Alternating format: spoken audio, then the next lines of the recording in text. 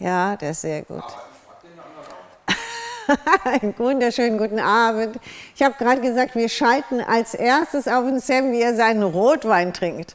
Dann meinte er, der Wein ist gut. Ich sage, ja, der ist gut. Also, einen ganz tollen Abend wünsche ich Ihnen. Wir haben wieder super Sachen und ich habe gesehen, dass Sie das schon direkt aufgegriffen haben und auch die ersten Bilder bei mir im Blog gepostet haben. Fand ich ganz toll, super tolle Ideen dabei und genau mit diesen Bildern fangen wir jetzt an.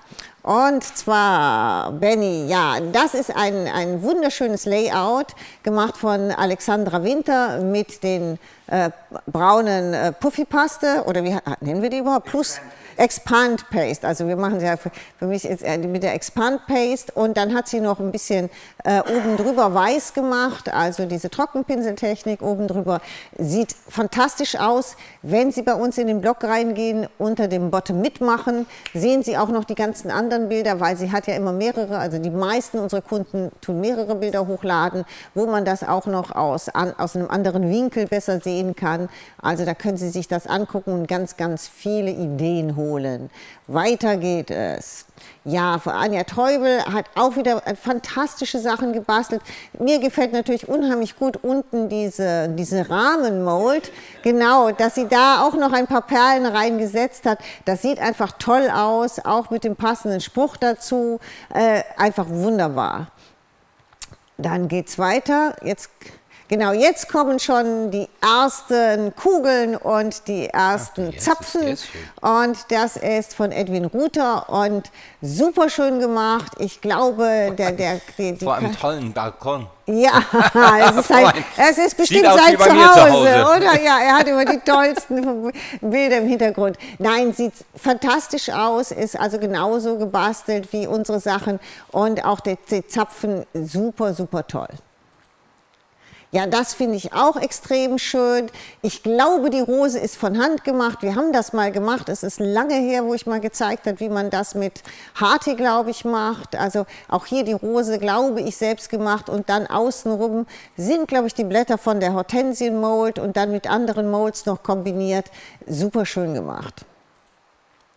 Ja, und sie hat ganz viel mit den Kinderpapieren und dem XXL Laser-KZ gebastelt und hat das Ganze dann immer kombiniert noch mit einer, nicht nur Karte, sondern auch noch mit einer Dose. Lohnt sich auf jeden Fall zu gucken, weil sie hat nicht nur für das Mädchen gemacht, sondern sie hat auch für den Jungen gemacht und es sieht fantastisch aus.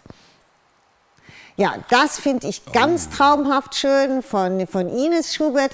Ein tolles Layout, auch wenn man sieht oben die Kringel, ich würde sagen auch mit der Expand Paste gemacht, dann mit Dartbordüre und eine super Idee, diese Tropfen, die Acryltropfen als wirklich fantastischen dreidimensionalen, sag ich jetzt mal, Highlight dann noch auf dieses Layout gesetzt. Ganz, ganz toll. Und das ist auch fantastisch, da müssen Sie sich unbedingt noch die anderen Bilder angucken. Auch sie hat mit der Expand Paste gearbeitet, und zwar die Schrift, das sieht so ein bisschen gold aus. Wenn man jetzt die anderen Bilder ansieht, dann sieht man das ganz genau, wie dreidimensional das ist. Sieht ganz toll aus.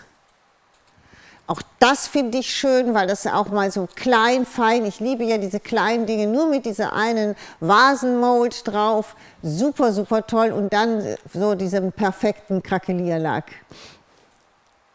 Ja, die Idee finde ich sowieso ganz toll. Das ist mal ein Acrylei. Sie schreibt, sie hat von Ihnen mit verschiedenen Medien gearbeitet. Ja, sieht so ein bisschen aus, als wäre es die Glasfarbe gewesen.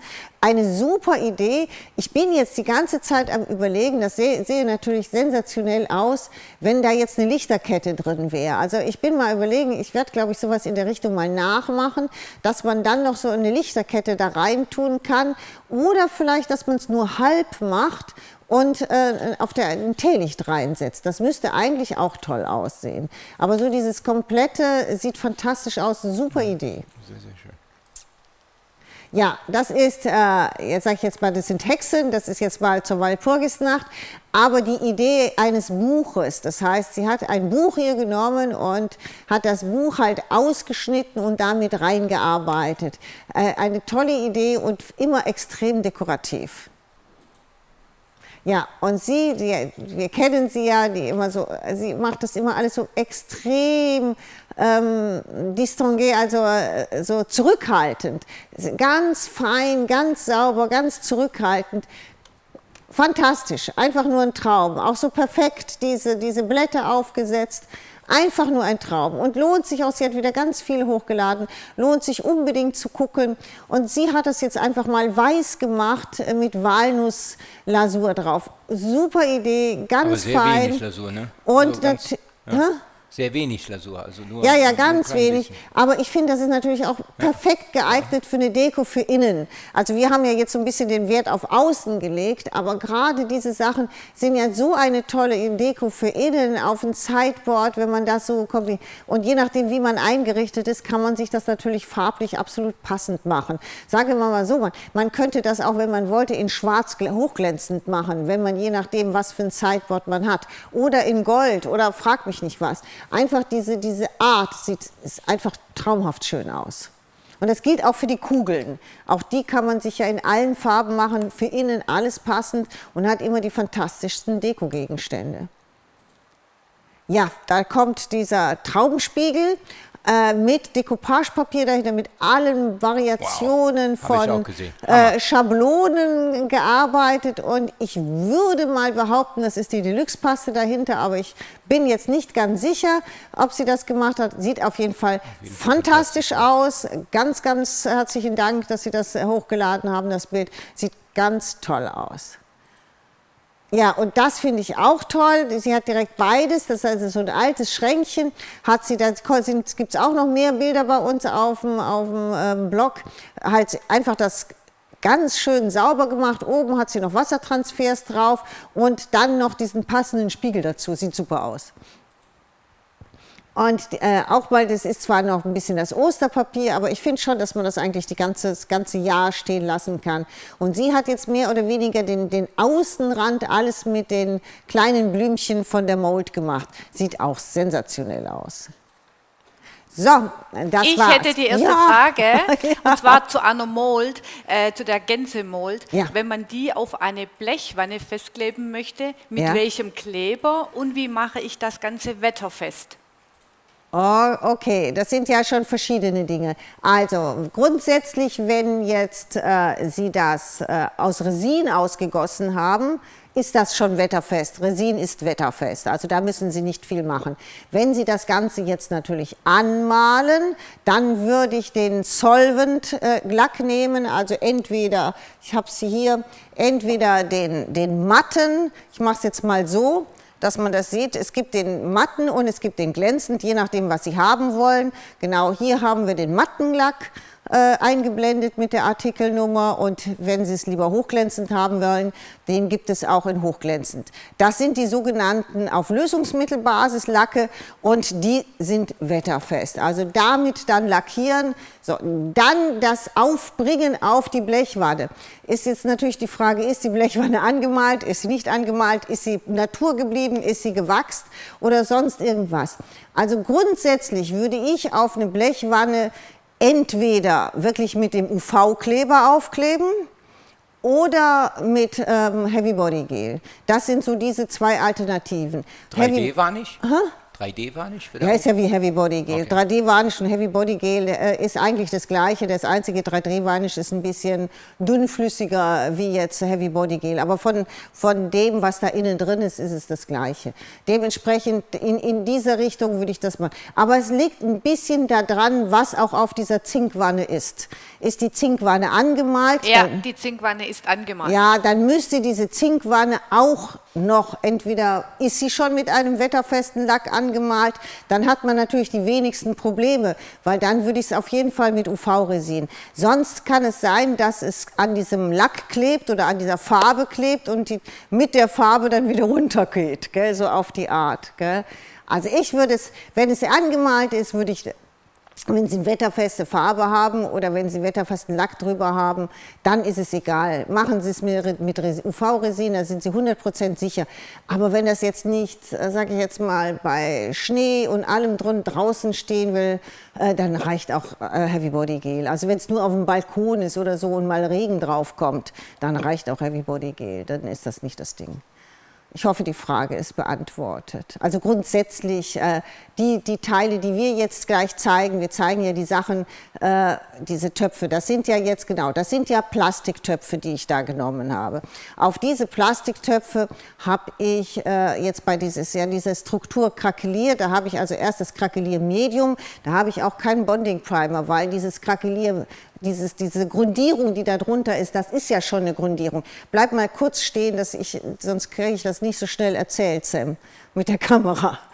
Genau, dass man irgendwo mal stehen bleibt. So, der Topf war jetzt halt mit dem Krakeliergrundierung und dann war die Krakelierpaste drauf. Und ich habe dieses Dart-Teil, was man jetzt da sieht, das habe ich in diese Paste reingedrückt.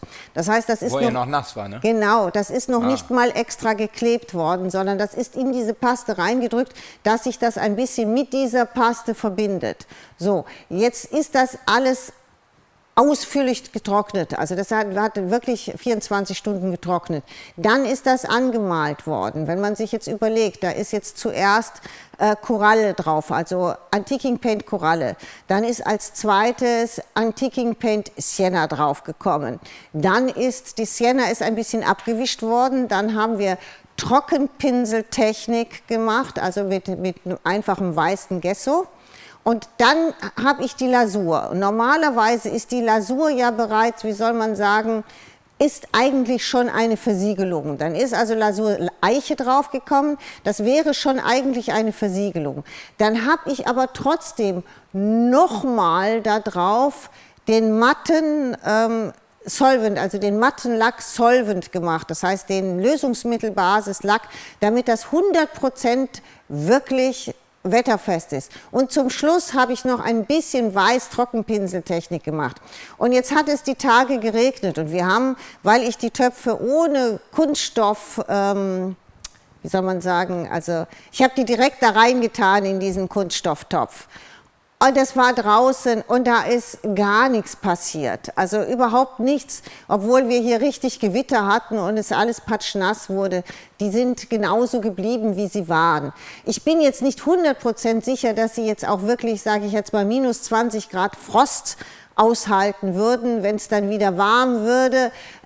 Weil ich habe zum Beispiel auch Resinteile bei mir draußen, so einen kleinen Drachen und der ist, obwohl er also gekauft angeblich wetterfest war, ist der nach dem ersten Winter schon gesprungen und es ist auch Resin. Also da bin ich mir jetzt nicht 100% sicher. Also ich würde sie jetzt als Töpfe benutzen, schön für sage ich jetzt mal, Balkonpflanzen oder einen Garten und ich würde sie tatsächlich über den Winter wieder wegtun in den Carport und am nächsten Frühjahr wieder rausholen und dann wieder bepflanzen. Aber sie sehen einfach toll aus und das sind wirklich Plastiktöpfe, die Sie mit den Blumen bekommen, die Sie normalerweise wegwerfen. Also das sind nicht irgendwelche gekauften Plastiktöpfe, sondern das sind diese richtig billigen Übertöpfe, die wir da genommen haben, die jetzt so toll aussehen. Gell? Eine Frage, klebt Heavy Body Gel auch wenn es in der Sonne steht oder löst es sich durch die Wärme auf? Nein, das klebt richtig. Ja. Nein, das hat damit mit der Sonne nichts zu tun, da wird es nicht weicher oder wie jetzt zum Beispiel Heißkleber, der dann vielleicht weich oder warm wird. So, wir verlosen ja heute ein paar Gartensachen und dieser Kopf ist heute der 3. Preis. Wir gehen heute von hinten nach vorne, okay? Ist der 3. Preis. Die Kugeln, die Sie eben gesehen haben, die sind Styroporkugeln.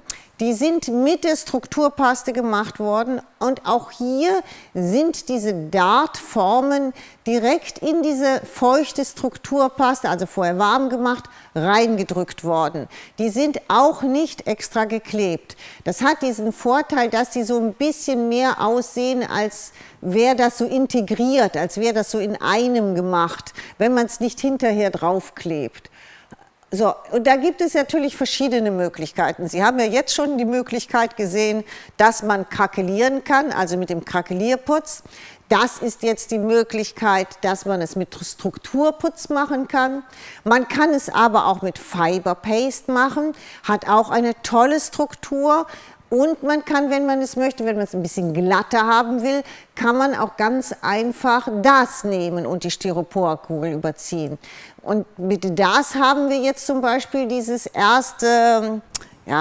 ersten Zapfen gemacht, den man jetzt sieht. Und dieser Zapfen, den werde ich Ihnen gleich zeigen, der ist nämlich ganz, ganz einfach gemacht worden. Weil, um jetzt zum Beispiel diese Blätter zu machen, wie Sie eben auf den Bildern unserer Kunden gesehen haben, oder diese Blätter da unten, da müssten Sie entweder eine Mold haben, die genau diese Blätter hat, die hatten wir aber auch schon, also deswegen haben viele das auch gemacht. Oder Sie machen sich selber eine Mold, indem Sie ein Blatt hier von Dart kaufen und sich dann selber eine Mold machen. Also das habe ich jetzt gemacht. Ich habe mir 3 von diesen Blättern, kannst du mal kurz auf mich gehen, Sam, geht das? Ganz kurz umschalten. Genau, also wir haben ja diese Teile teilweise bei uns, das ist jetzt das, was hier drin ist, gell? Genau so, haben wir ja bei uns im Shop. Und ich habe aus dem Silikon, was aber leider im Moment ausverkauft ist wieder, habe ich mir einfach selber solche Molds gemacht und habe dann die mit das ausgedrückt und habe das unten rum gemacht. Wie man den Rest macht, werde ich gleich zeigen. Also da gibt es ganz viele einfache Möglichkeiten. Oder schauen Sie einfach mal, wir haben schon einige Molds gehabt, wenn Sie ein Pensum an Molds zu Hause haben, wo diese Arten drauf waren, dass man die nehmen kann. Eine Frage, ja. Kann ich Creme Wachs Golden Browser auf Magnesia auftragen? Kann ich Creme Wachs Golden Browser auf Magnesia auftragen? Also grundsätzlich können Sie jedes Wachs, wenn Sie Magnesia mit Farbe gemischt haben auf Ihr, also so wie wir das mit dem weißen Wachs gemacht haben, können Sie natürlich auch goldenes Wachs benutzen. Das ist, nur es geht halt nicht so in die Rillen rein, sondern es macht mehr oder weniger alles Gold. Ich hoffe, dass ich Sie richtig verstehe. Sie können nicht dieses goldene Wachs mit dem Magnesiapuder mischen. Das funktioniert nicht. Vielleicht kann sie die Frage noch mal ein bisschen detaillierter, dass ich es vielleicht besser verstehe. Aber grundsätzlich, wenn Sie Magnesiapuder mit Farbe angemischt haben, das dann über eine Schablone oder strukturmäßig aufgetragen haben und das wieder angemalt haben, dann abgeschliffen, können Sie jedes Wachs drüber machen. Das, was Ihnen gefällt. Dann ist alles gut, was Ihnen gefällt. Ob es Gold ist, oder weiß ist oder keine Ahnung, Turtle Green oder sonst was. Alles, was Ihnen gefällt, ist richtig. Das funktioniert. So, jetzt haben wir hier eine Kombination mit dem Reispapier Papagei und da haben wir natürlich die Rahmen, das sind die neuen Molds, die im nächsten Livestream kommen, gell, in 14 Tagen. Da, ja, oh, du hast mir die 3D-Sticker nicht gebracht, Sam. Ich habe sie nicht mit runtergenommen. Ich wollte sie mit runternehmen, ne? Ja, ich weiß, ich habe den Fehler gemacht. Ich wollte Ihnen nämlich heute noch was zeigen. So, haben wir aufpassen, dann haben wir das ein bisschen kombiniert mit den Vasen aus unserer Vasenmold. Die haben Sie bestimmt zu Hause. Die passen nämlich fantastisch dazu. Da hat man eine tolle Kombination. Das sieht sensationell aus. Wenn man es zum Beispiel innen miteinander dekoriert, kann man fantastisch kombinieren. Vielleicht haben Sie ja diese Vogelkäfige, die ich eigentlich heute präsentieren wollte, aber bis auf, glaube ich, sind sie jetzt alle ausverkauft? Oder ist überhaupt noch einer da? Die waren schon vorher alle weg, bevor ich sie zeigen konnte. Da kann man halt tolle Dekorationen machen, ob innen, ob außen, vollkommen egal. Auch hier, das ist zum Beispiel auch so ein Zinktopf, den man da rechts gesehen hat, mit diesem schönen, sag ich jetzt mal, Ornament von Dart drauf und genauso angemalt. Okay. Ja, hier ist jetzt der nächste Zapfen dabei und auch wieder die Kugeln. So, wenn man die Kugeln macht, Sam, komm noch mal zu mir, dann ich gehe jetzt mal kurz ein bisschen auf diese Kugeln ein. So, wenn man diese Kugeln macht, das ist ja jetzt eine Styroporkugel, hier ist jetzt die Strukturpaste drauf, die sind jetzt federleicht. Und sehen Sie, wenn man jetzt hier dieses Ornament drauf tut, das geht immer direkt nach da. automatisch. Jetzt haben Sie die Möglichkeit, wenn Sie die machen, also entweder wenn Sie mehrere waren, das was ich gemacht habe, ich habe die ein bisschen dagegen gestellt, Sie haben aber auch die Möglichkeit beim Machen, die einmal so ein bisschen hinzustellen. Das heißt, dann sind die an einer Stelle etwas flacher. Das habe ich jetzt hier, ist zum Beispiel eine aus DAS gemacht. Die trocknet leider nur nicht, weil das wollte ich Ihnen auch zeigen. Das kann man super auch machen, einfach aus DAS. Dann haben Sie so ein bisschen auch diese Kotto-Oberfläche. Und da, hier ist es ein bisschen flach, die habe ich nach dem Machen einfach einmal so ein bisschen rangedrückt, dass sie eine platte Sache hat. Und jetzt kann ich natürlich, egal wo ich das Ding hier aufklebe, das würde nicht umfallen. Das ist mal so eine Überlegung, wenn Sie das zu Hause machen, dass Sie sich überlegen, wo Sie es hinstellen wollen, wie soll es aussehen, dass es mir nicht ständig nach vorne umfällt. Dann machen Sie es einfach mal, bevor es trocknet, geben Sie an irgendeiner kleinen Stelle so eine flache, dann steht es und dann haben Sie überhaupt keine Probleme und können, sage ich jetzt mal, das Ornament genau so platzieren, wie Sie es gerade haben möchten. Also, wenn Sie Fan von diesen Kugeln sind, und ich glaube 99% von Ihnen sind das, so wie unsere Bestellungen im Moment hier sind, Sie haben viele verschiedene Möglichkeiten, das zu machen. Also nochmal, Krakelierpaste, Strukturpaste funktioniert. Dann haben Sie, das ist mit dem Spachtel aufgetragen, dann haben Sie eine solche Struktur.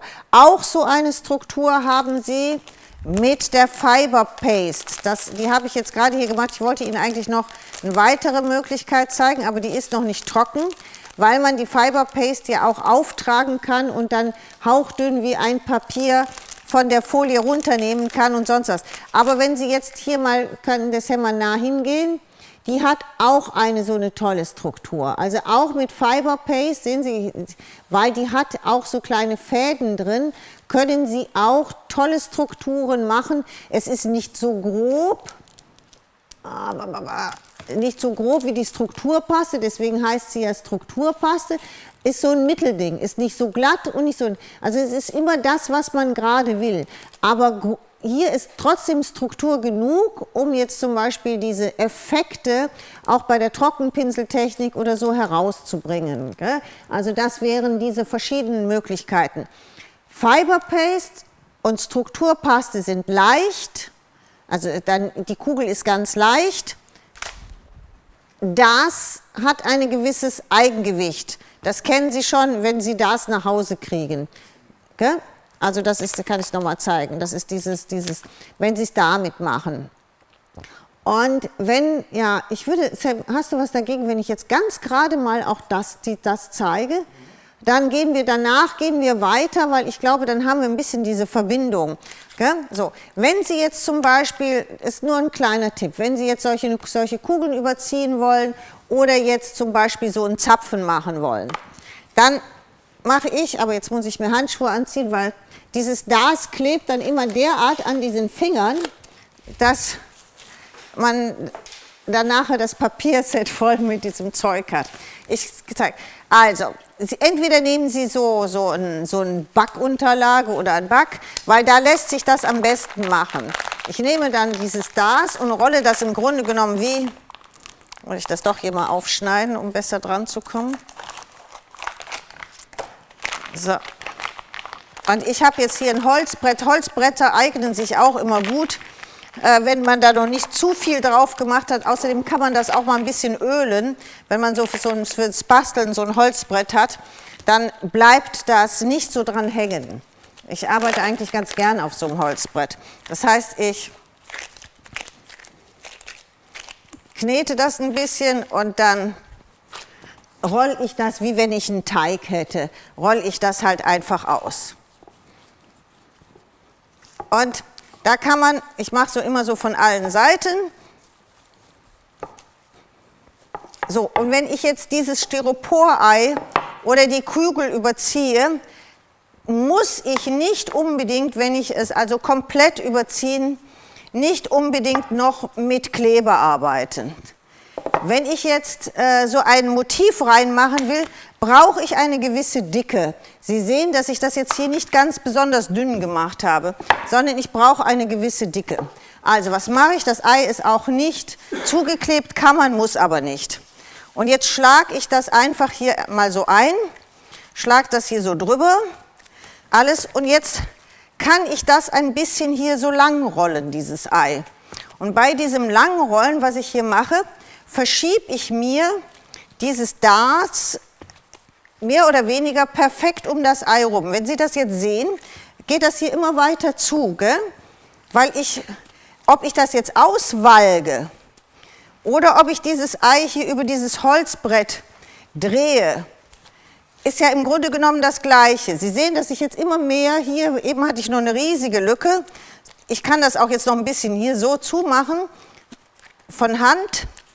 Da braucht man also nicht kleben und jetzt gehe ich wirklich hier so drüber und versuche mir, dass ich das verschiebe. Wenn ich jetzt hier noch was brauche, kann ich mir einfach auch noch ein Stück nehmen hier von diesem Das. Hier habe ich ja so ein kleines, kann ich jetzt nur als Beispiel, kann ich mir jetzt noch hier so ein Stück nehmen, mache das ein bisschen platt, klebe das hier drauf und gehe dann hier wieder da so über mein Holzbrett drüber und verteile mir das. Sehen Sie, da war das jetzt eben, jetzt habe ich mir das richtig schön verteilt. Jetzt, wenn ich jetzt sage, okay, jetzt reicht es mir, jetzt habe ich, sage ich jetzt mal, das ganze Ei. Man kann, wenn man jetzt zum Beispiel die Hände oder jetzt sehen Sie meine Gummidinger hier, nicht haben will, kann man das Ganze auch machen, indem man jetzt zum Beispiel ein Holzbrett nimmt in die Hand und das damit bewegt. So, und wenn ich jetzt diese Zapfen, sage ich mal, reinhaben will, da gibt es unterschiedliche, wenn wir ein großes Ei haben, es gibt diese hier und es gibt das in kleiner. Ich habe das in kleiner genommen. Dann drücke ich einfach hier rein. Sehen Sie das? Und gehe jetzt hier lang und drücke die ganze Zeit mir dieses Motiv hier in mein Das hinein. Zack. Ah.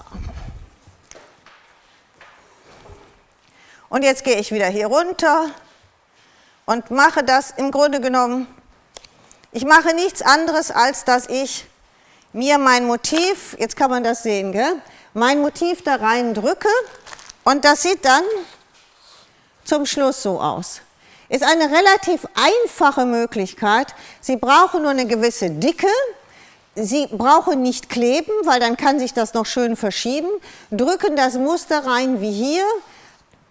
Lassen es natürlich dann trocknen und dann kleben Sie es auf den Fuß. Und wenn es auf dem Fuß ist, dann kann man, wenn man will, wie hier, nochmal einzelne Blätter unten drum kleben. Ja? Ich glaube, jetzt haben es alle verstanden. Ja. Wenn alles Wenn alles getrocknet ist, aber gut trocknen lassen, mindestens 24 Stunden, dann wird angemalt. Und da brauchen Sie theoretisch nur so ein Teil. Ich habe das kleinere genommen und dann können Sie das einfach hier abdrücken. Und der große Vorteil, wenn Sie das jetzt gemacht haben und Sie sagen, das gefällt mir nicht so, ist gar kein Ding. Solange es feucht ist, rollen Sie es noch einfach mal hier wieder drüber. Und dann haben Sie mehr oder weniger das ganze Ei, sage ich jetzt mal, hier wieder glatt. Und dann fangen Sie von vorne an, bis es Ihnen gefällt. Und das ist eine ganz, ganz einfache Art, solche Zapfen herzustellen. Und da braucht man auch nicht viel für. Das Ganze ginge auch mit Harti? Ja, das geht auch mit Harti. Ich habe es jetzt mit Das gemacht, weil ich wirklich, also für Harti würde ich jetzt nicht für draußen machen, weil ich ein gewisses Eigengewicht haben wollte. Das hat ja ein anderes Gewicht wie für draußen. Also Harti würde ja bei dem kleinsten Windzug umfallen. Deswegen habe ich das hier merkt man ja, das hat ja ein gewisses Gewicht, genauso wie die Kugeln auch. Deswegen lieber mit Das, aber natürlich geht das auch mit Harti, da ist kein Unterschied. Ich glaube, jetzt haben wir das erklärt. Frag mal nochmal eine Nachfrage, wo soll ich nochmal zeigen, die einzelnen Schritte, wie man hierzu kommt, zu dieser Farbvariante, oder ist das verstanden worden? Weil ich habe mir hier vorbereitet, ich kann also gerne hier das gerade noch anmalen. Wenn nicht, würden wir jetzt aufs Reispapier gehen und aufs Papierset und dann gleich noch Papier basteln. Wir gehen jetzt schon mal weiter und dann kann die Sabine genau, kann die Sabine mir ja ein bisschen sagen, ob wir noch, was wir noch machen sollen. Okay? So, dann gehen wir jetzt mal weiter, gehen wir noch mal zum Reispapier über. Ja, bitte anmalen, zeigen, kommen jetzt ganz viele. Ja, okay, dann zeigst du jetzt das Reispapier, Sam, und dann in der Zeit male ich schon mal eine Farbe drauf. Ich habe ja die eine und dann, wenn wir es gezeigt haben, dann habe ich das schon mal so halb fertig. Dann kann ich das gerade mal hier wegtun.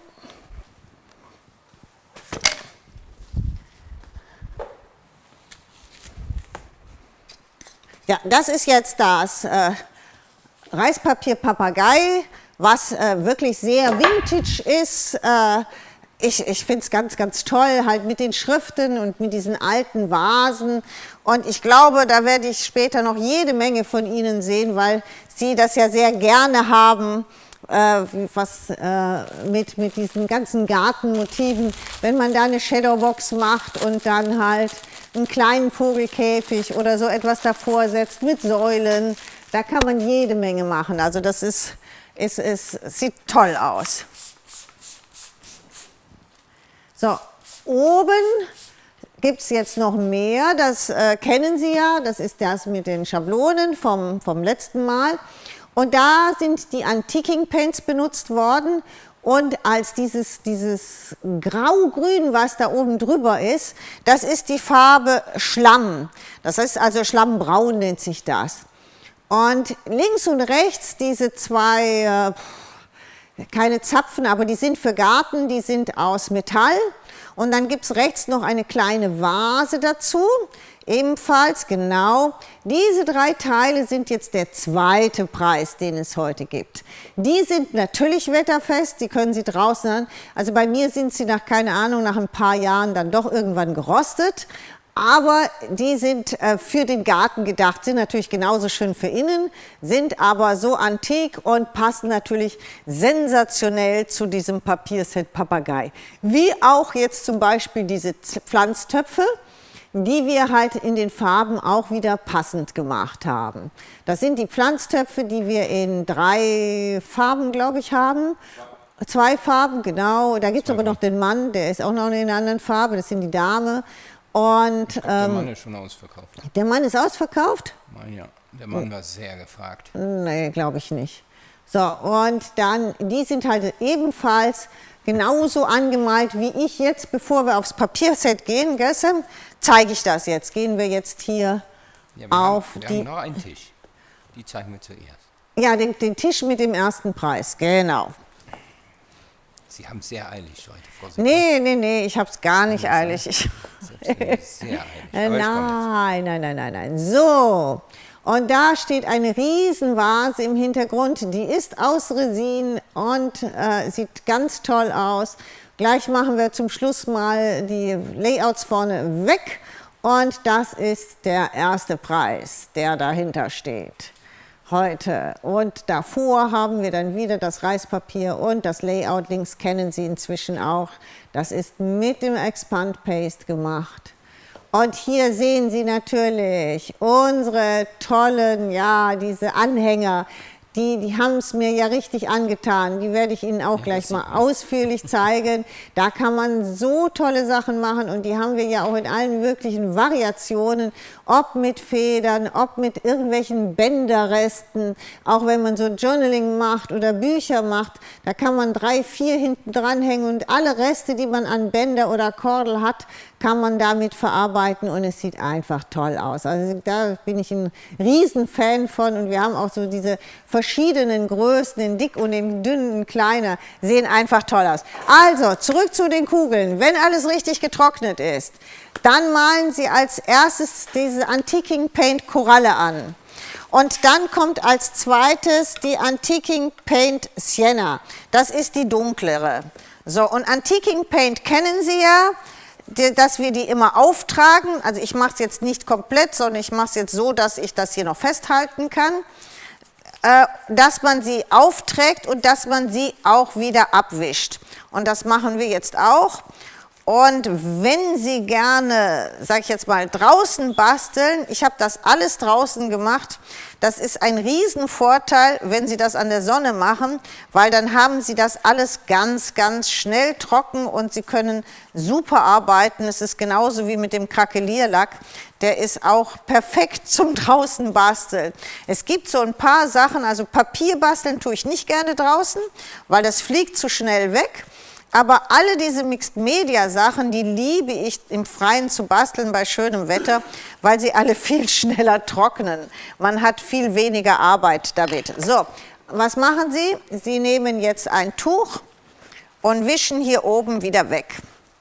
Ich habe also einen Schwamm, einen feuchten Schwamm. Jetzt sieht man, dass man das da ein bisschen so wegwischen kann. Ein bisschen Wasser drauf. Und dann so weit wegwischen, wie Sie wollen. Das ist jetzt auch nicht so wichtig, dass man das zu dolle macht. Ich muss jetzt hier noch ein bisschen rein, weil wir ja hinterher sowieso noch einiges andere machen.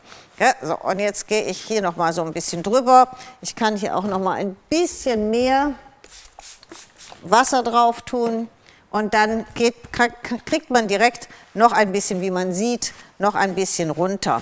Das Schöne bei diesem Runterholen ist, dass man um dieses Ornament herum, wenn man das jetzt hier anguckt, um dieses Ornament herum bleibt ein bisschen mehr hängen und das sieht gut aus. Und das, was jetzt hier am Schwamm ist, das benutze ich, um den Rest dieser Kugel noch halt damit, sage ich mal, einzufärben. Das geht recht zügig und dann hat man das. Aber jetzt hat man erstmal dieses Ornament ein bisschen heller, um das Ornament dunkler, so wollen wir es haben. Und jetzt wird das Ganze getrocknet. Also Sam ruft die Sonne. Ich trockne das jetzt mal gerade in der Zeit, das dauert jetzt wieder so ein bisschen. In der Zeit würde ich sagen, können wir mal die Papierbeispiele zeigen. Ja, Sam muss ständig, er stöhnt. Er muss jetzt immer wieder neu aufstehen. Aber das schaffen wir. Noch ist er nicht so alt. So, wir hatten mal eine Idee. Hat schon einer gesagt? Hat das schon einer gesagt? Echt? So, aber warte mal, Sam, es geht relativ schnell hier, oder? Okay, nein, dann machen wir machen erstmal das Papierset. Und dann kommen wir sofort zurück hier drauf. So, und dieses Papierset, glauben Sie mir, das ist der Knaller. Das macht so viel Spaß. Das ist so toll mit diesen Rahmen, mit diesen ganzen nostalgischen Motiven, den Tags etc. Es macht richtig, richtig Spaß. So, und auch hier sehen Sie wieder, dass ich die, wie hast du die eigentlich genannt, diese Metallteile, Sam? Ich weiß gar nicht, wie ich die richtig ausdrücken soll. Weißt du selber nicht, gell? Wir sind auf der ersten Seite irgendwie. Ja, aber wie haben wir die genannt? Quastenkappen. Ja, Quastenkappen. Genau, ich weiß. So, diese Quastenkappen, diese kleinen metallenen Quastenkappen mit den Federn, was das allein ausmacht, wenn man die, egal, einfach unten dran hängt. Hier sehen Sie auch diese 3D-Sticker, die auch die sind da, wenn wir die Molds haben, gell, Samuel? Nee, ich glaube, die sind einmal danach. Einmal danach. Ich bin nicht ganz sicher, aber die kommen auf jeden Fall diesen Monat. Die sehen so toll aus. Oder hier zum Beispiel, bleib mal bei dem Koch mit dem Rezept, sage ich jetzt mal. Die MDF-Teile, vielleicht haben Sie noch, wir haben ja früher mal diesen Crocodile verkauft. Mit dem Crocodile, das ist dieser Locher und Stanzer für Eyelets, können Sie auch diese MDF-Teile noch oben reinmachen. Also da kann man auch, wie ich das hier gemacht habe, wie so eine Art Tag machen. Gell? Das sieht einfach toll aus. Und wenn man sowieso in diesem Nostalgie ist, dann mit unseren Lederbändern. Oder auch nochmal mit so einer Feder dran. Was ich hier gemacht habe, ich habe meistens eine Kordel auseinandergenommen oder habe Crinkleband in der Mitte durchgeschnitten, also nachdem ich es eingefärbt habe. Also um immer etwas zu haben, was ich durch das Loch des Tags machen kann. Hier, oder einen Rest Spitze habe ich genommen, also egal was man so gerade hat. Oder auch das ist dieses Valentina-Spitze, die habe ich dann auch in der Mitte durchgeschnitten. Also da gibt es ganz, ganz viele Möglichkeiten und je unterschiedlicher das ist, umso schöner sieht das tatsächlich zum Schluss dann auch aus. Und hier sehen Sie was man halt alles hat. Man hat die Kaffeetassen. Oh, gut. Jetzt kann ich gerade hier machen. Ja, den nächsten Schritt. Geht? Doch, wir unterbrechen. So, das ist jetzt trocken und jetzt käme als nächstes die Trockenpinsel. Ja, wir zischen heute ein bisschen von links nach rechts, gell? Und der Sam muss immer aufstehen und die Kamera umstellen. Der arme Kerl, oder? So. Jetzt machen wir erstmal Trockenpinseltechnik, das heißt wieder weiße Farbe, weißes Gesso etc. Pinsel schön trocken machen und dann hier drüber gehen. Gell? Und das machen Sie so, wie Sie wollen, wie viel Weiß Ihnen da am besten gefällt. Gell? Und wir gehen aber auch über die Kugel. Gell? Wir gehen nicht nur über dieses Ornament, sondern wir gehen auch über die Kugel und machen auch hier, holen wir die Struktur, man kann das sehen, gell? Holen wir die Struktur raus.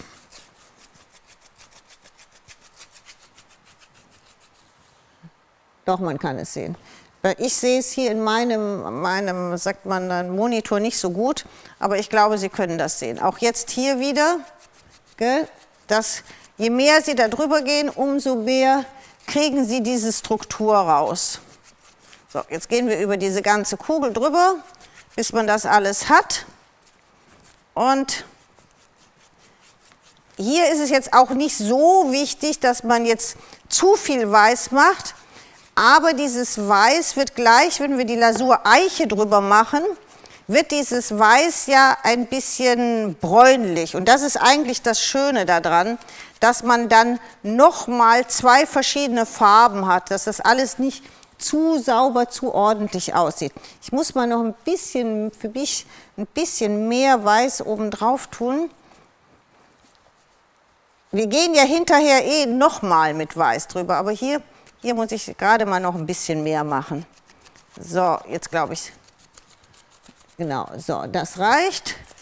Hier und hier, so.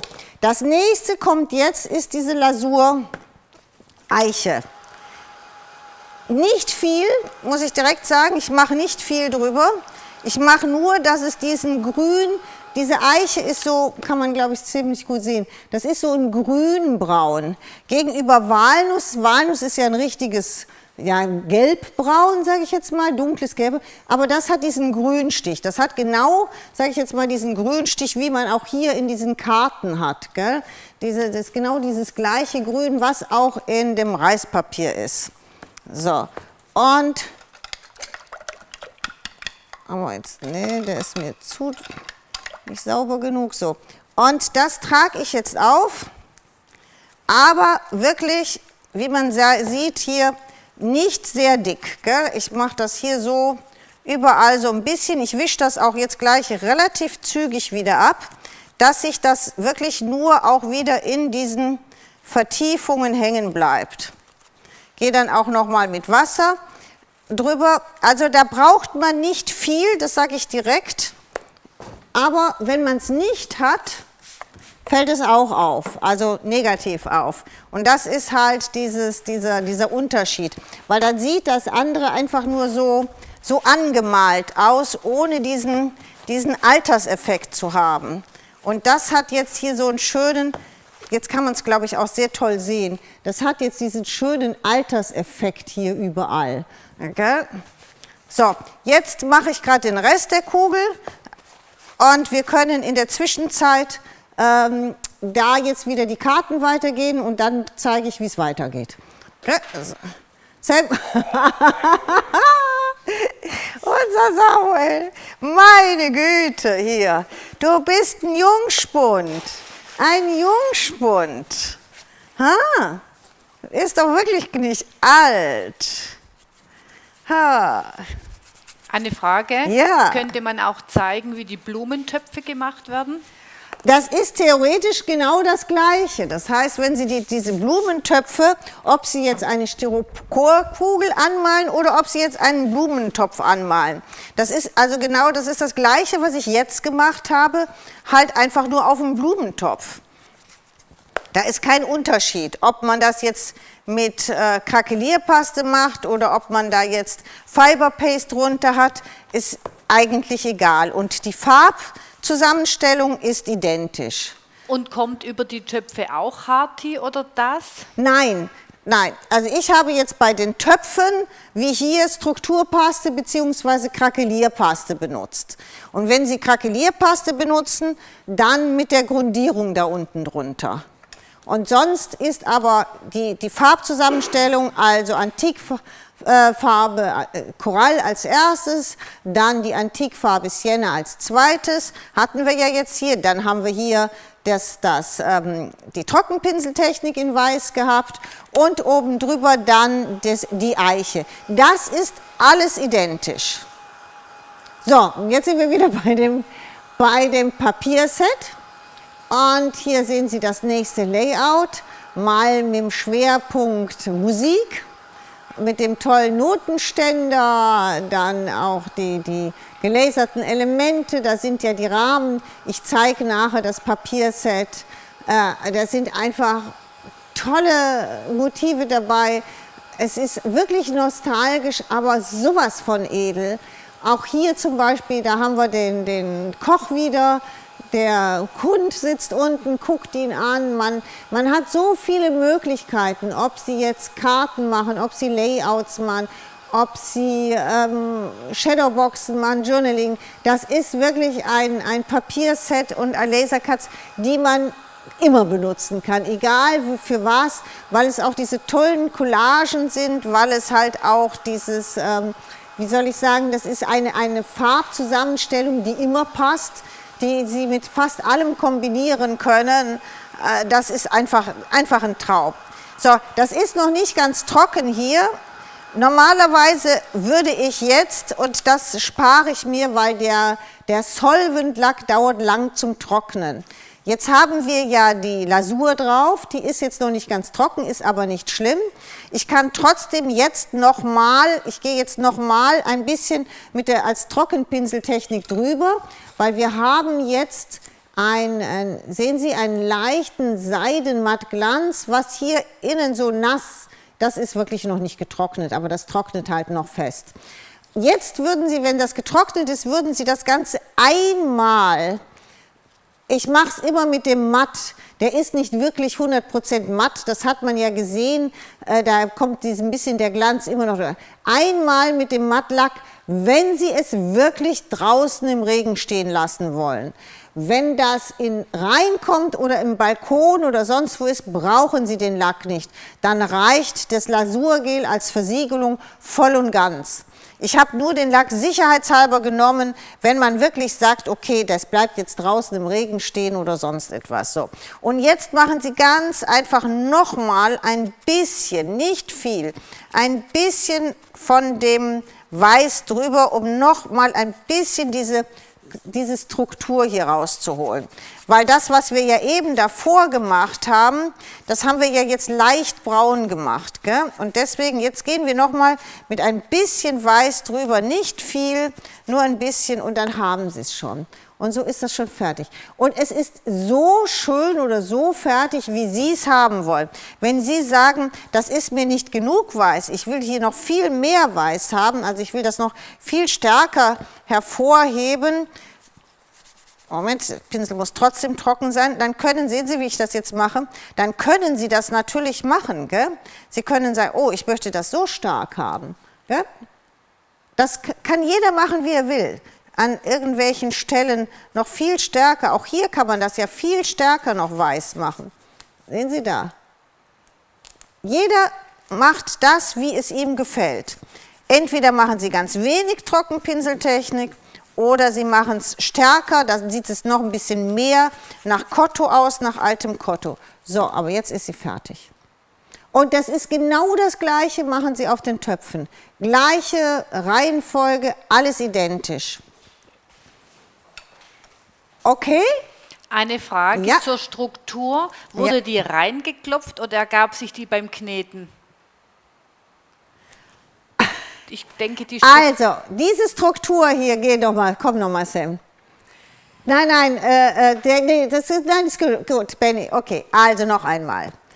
Fangen wir nochmal an. Diese Struktur, die hier drauf ist, auf dieser Kugel, das ist die Strukturpaste oder Strukturputz. Die ist mit dem Spachtel auf die Styroporkugel gemacht worden. Das ist eine Möglichkeit, die man machen kann. Das heißt, diese Struktur hier ist Strukturpaste. Sam, jetzt musst du mir mal einen krakelierten Topf bringen gerade. Wir müssen gerade noch mal diese Unterschiede zeigen. Ja?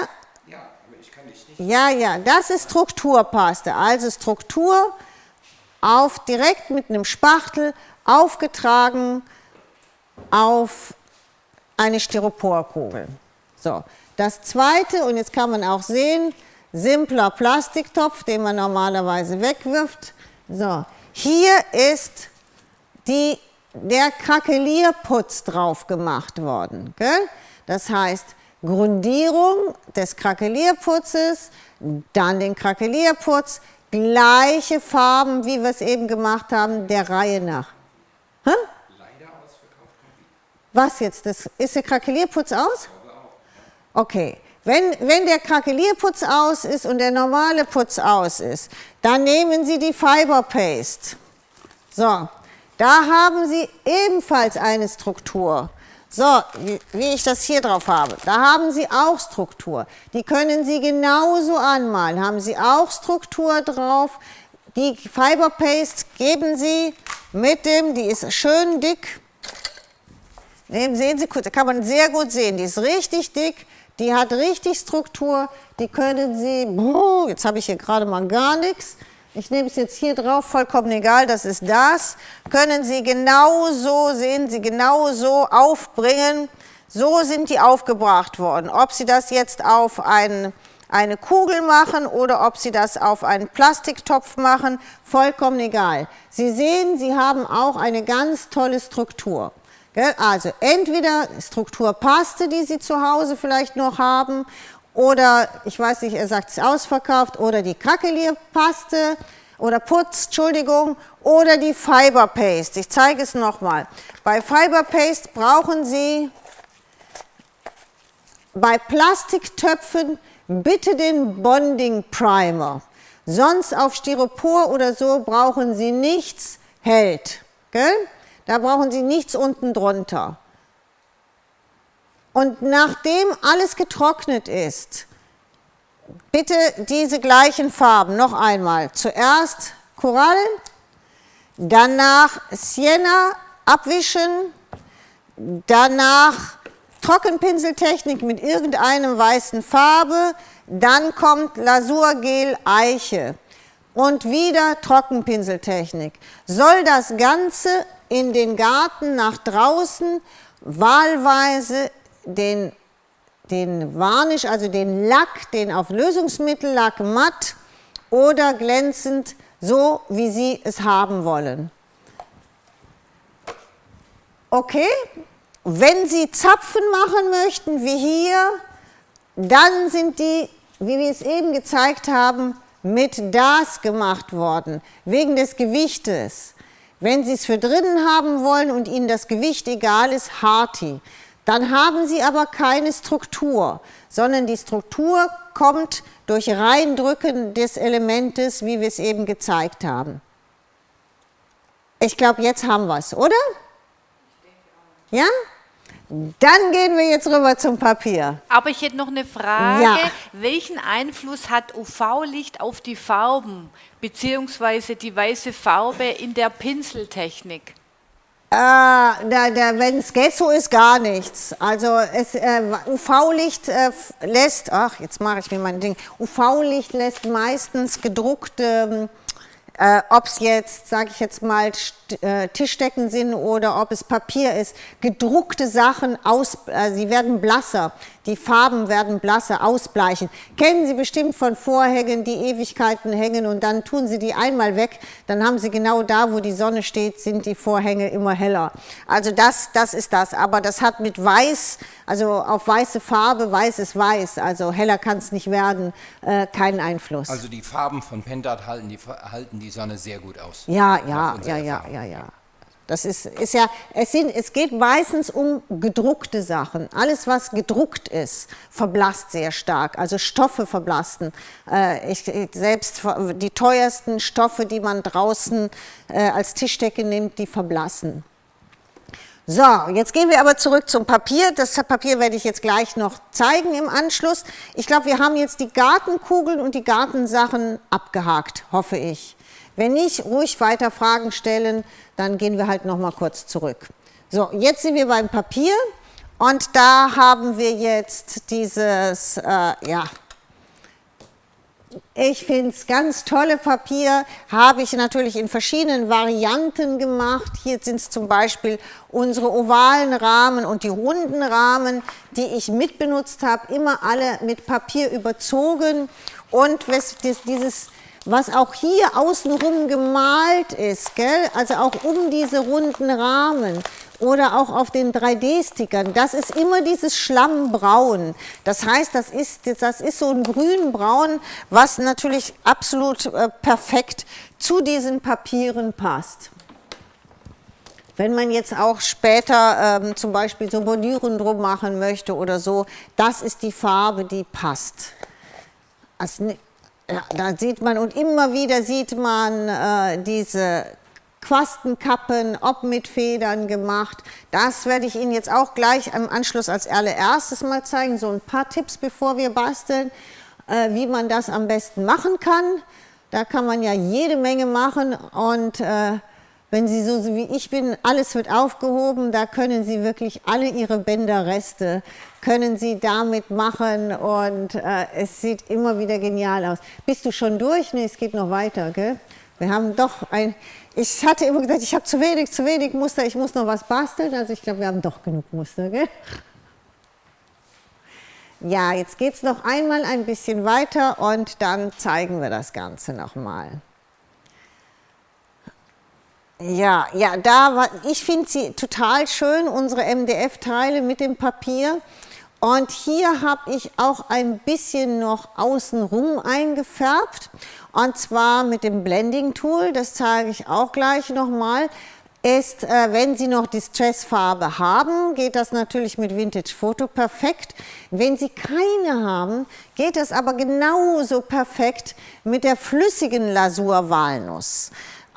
Wenn man die dann mit dem Blending Tool aufträgt, und das zeige ich Ihnen auch gleich nochmal, kann man nicht nur jetzt diese MDF außenrum einfärben, sondern man kann auch, was man hier jetzt sieht, diese ganz diffizilen Rahmen außenrum noch mal ein bisschen braun machen. Wenn man sie ausschneidet und vielleicht nicht ganz so perfekt ausschneiden kann, dann kann man dieses bisschen weiß dunkel machen und kein Mensch sieht das, ob das so super ist. Oder auch hier zum Beispiel, wenn Sie den Hund angucken, auch den Hund habe ich außenrum noch mal ein bisschen braun gemacht, weil das Ganze kommt dann noch ein bisschen dreidimensionaler heraus und das mache ich immer mit dem Blending Tool, also nicht mit einem gelben Schwamm, sondern mit dem Blending Tool, der eignet sich ein bisschen besser dazu, weil er nicht zu viel Farbe, er ist ein bisschen feiner, abgibt und dann kann man ganz toll diese gelaserten Teile damit auch noch mal einfärben.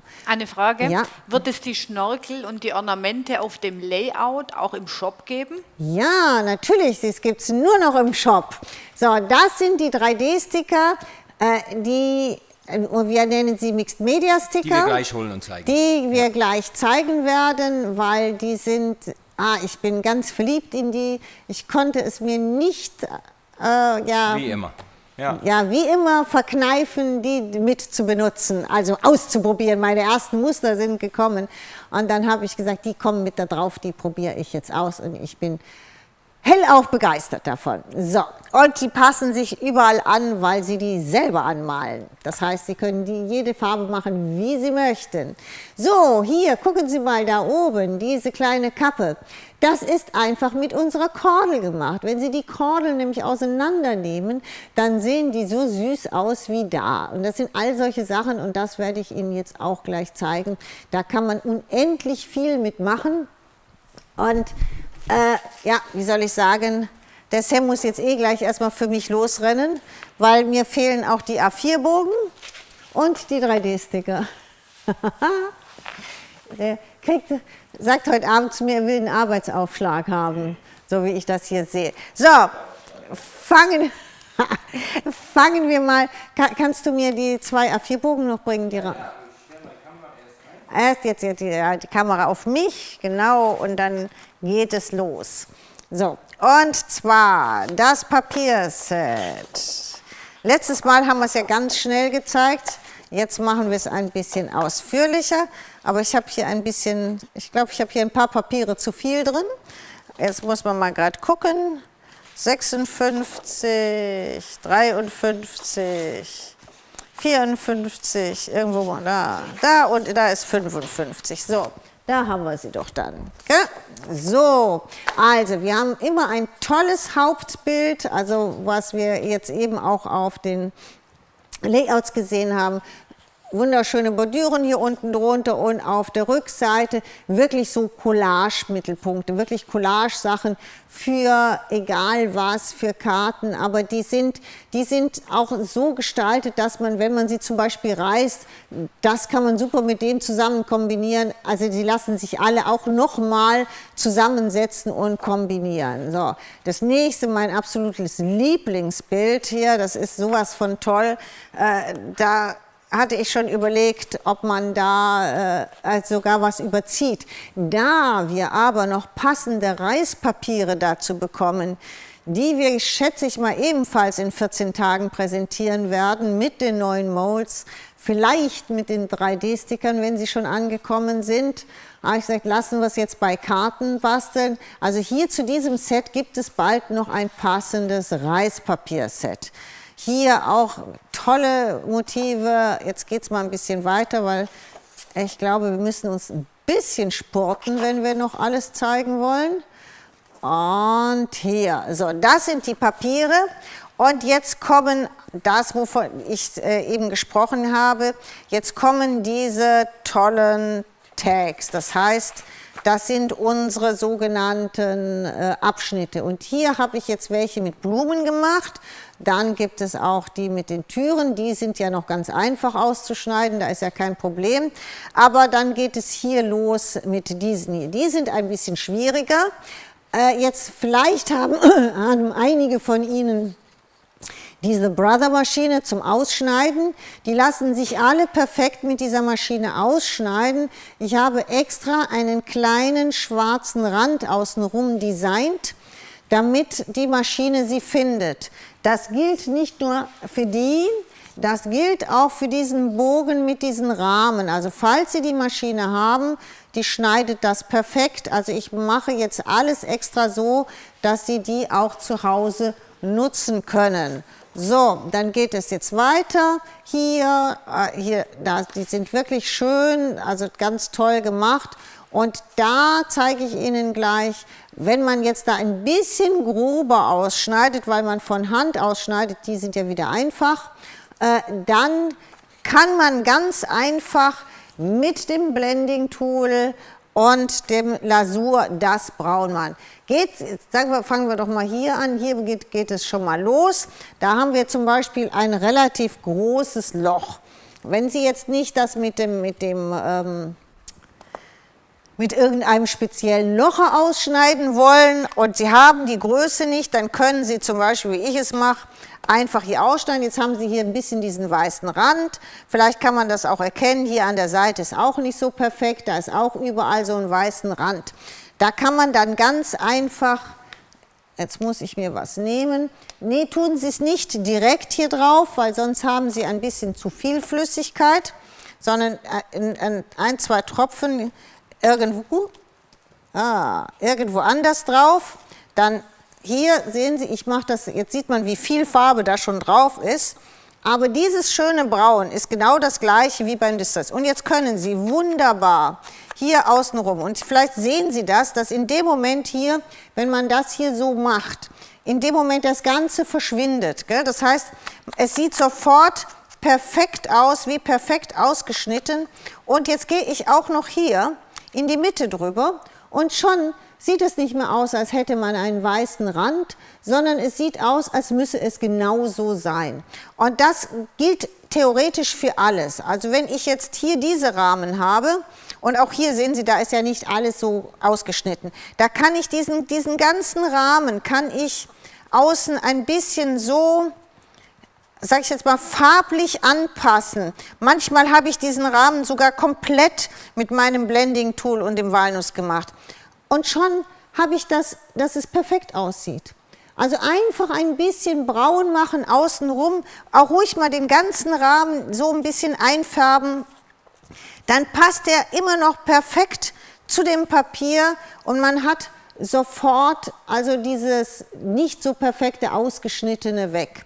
Was ich also auch gemacht habe, ist also nicht nur diese Sachen, was ich auch gemacht habe, ich habe jetzt mal, wir haben diese mitverwendet und ich habe die mal nicht angemalt, weil wir haben ja, wenn ich jetzt das so zeigen kann, wir haben ja jetzt hier dieses Braune, jetzt mache ich hier gerade noch mal einmal ausschneiden und auch hier ist ja nicht so perfekt, bin ich jetzt drüber gegangen, noch ein bisschen mehr, habe ich die Farbe. Gell? So, dann gehe ich hier auch noch mal über diese Ränder, überall, wo ich nicht so perfekt war. Hier muss ich noch mal ein bisschen Farbe. Hier hatte ich doch einen Tropfen. Genau, dann kann ich hier noch mal drüber. Und dann habe ich auch hier, bin ich hier über die gegangen. Jetzt brauche ich aber ein bisschen mehr Farbe. Eine Frage. Ja. Was war das für eine Maschine, wo du da gerade gesagt hast mit dem Ausschneiden? Brother. Es gibt so eine, Brother heißt die. Es gibt, wie heißt sie denn? Wie heißt meine, die ich da habe? Scan and Cut, ne? Scan and Cut, genau. Scan and Cut, genau. Es gibt von Cricut eine guten. Ja, genau. Und es gibt viele, so. die unterwegs sind. Und jetzt habe ich jetzt mal nichts anderes gemacht, ich habe es jetzt hoch, als einfach so mit diesem da drüber gegangen. So habe ich die benutzt. Ich habe die jetzt mal nicht eingefärbt, weil ich finde, dass man hier genügend sieht. Es sieht toll aus und sie haben diese Holz, also sieht aus wie ein bisschen Holz und es passt von den Farben, wenn ich das jetzt zum Beispiel hier auf dieses Tag tun will, würde das super passen. Gell? Deswegen gar nicht anmalen, sondern hier die Struktur ist toll rausgeholt. Ich habe die einfach mal so gelassen. Das sind so ein paar kleine Tipps, die man machen kann. Auch hier, wenn man jetzt hier, da sieht man auch noch mal, hier sieht man es sehr doll, dass hier dieser weiße Rand ist. Auch hier kann man einfach immer außen rum gehen, wenn man und schon sieht das toll aus. Hat man das, gell? Nur so, das sind so kleine Teile. Jetzt, bevor wir jetzt gleich noch basteln, gehen wir jetzt noch mal kurz zu unseren Sam, die zeigen wir gleich, zu unseren Kappen. So, ach, du wolltest mir die hier hinlegen, die Kappen. Ich habe keine hier, Sam. Ich hol. Ja, holst du mir welche, das wäre süß. So, der arme Kerl. So, tue ich jetzt, ja, du bist arm. So, jetzt drehe ich das aber einfach nur um. Und zwar haben wir ja, ich habe hier so ein paar kleine, gibt es verschiedene Möglichkeiten. Also man kann, wenn man ganz klein auf Karten arbeiten will, kann man mit Federn arbeiten. So, mal nehme ich mal so, ich gucke mir immer so ein paar aus. So, man kann mit Federn arbeiten. Man kann mit Bänderresten arbeiten. Hier diese kleinen Federn fand ich auch ganz toll. So, und dann ist jetzt natürlich immer die Frage, wie macht man das? Will man das Ganze hängen, will man das kleben, etc. Wenn ich jetzt so eine, jetzt ist eine, doch, sieht man genügend. Wenn ich jetzt so eine kleine mache, dann habe ich das so gemacht, dass ich meistens 1, 2 oder auch 3 von diesen Federn genommen habe. Dann habe ich die direkt hier durchgezogen, so, zieh die hier ein bisschen Und dann habe ich mir das, bevor ich überhaupt was geklebt habe, habe ich mir das angeguckt, ob mir das so gefällt. Wenn ich die nicht hängen will, wenn ich die so aufkleben will, was ich gemacht habe auf diesen Vasen, da habe ich die ja nur so oben an der Seite aufgeklebt, dann habe ich das hier wieder ein bisschen rausgezogen und jetzt können Sie hier einen Tropfen 3D-Varnish reintun. Sie können aber auch, wenn es schneller fertig werden soll, hier einen Tropfen von dem Heißkleber und jetzt ziehen Sie das Ganze wieder rein, gell, so wie Sie das wollen oder schieben das Ganze hier rein, damit das Ganze klebt. Das ist das Wichtige, erstmal rausziehen und dann den Kleber rein und dann wieder zurück. Jetzt klebt es schon, jetzt kann ich schon nicht weiter. Jetzt klebt das schon da drin und dann mache ich nichts anderes, als dass ich hier abschneide. So, und dann kann ich das natürlich so, wenn ich das haben möchte, aufkleben. Gell? Wenn ich es nicht hängen will, Voraussetzung, ich will es nicht hängen. Gell? So, wenn ich es hängen möchte, das heißt, ja genau, dann habe ich mit einem dünnen Draht gearbeitet. Gehen wir jetzt mal von aus, ich mache jetzt ganz schnell was anderes und dann würde ich jetzt sagen, ich möchte jetzt diese Feder, gell, hier rein haben, ist ein bisschen wenig.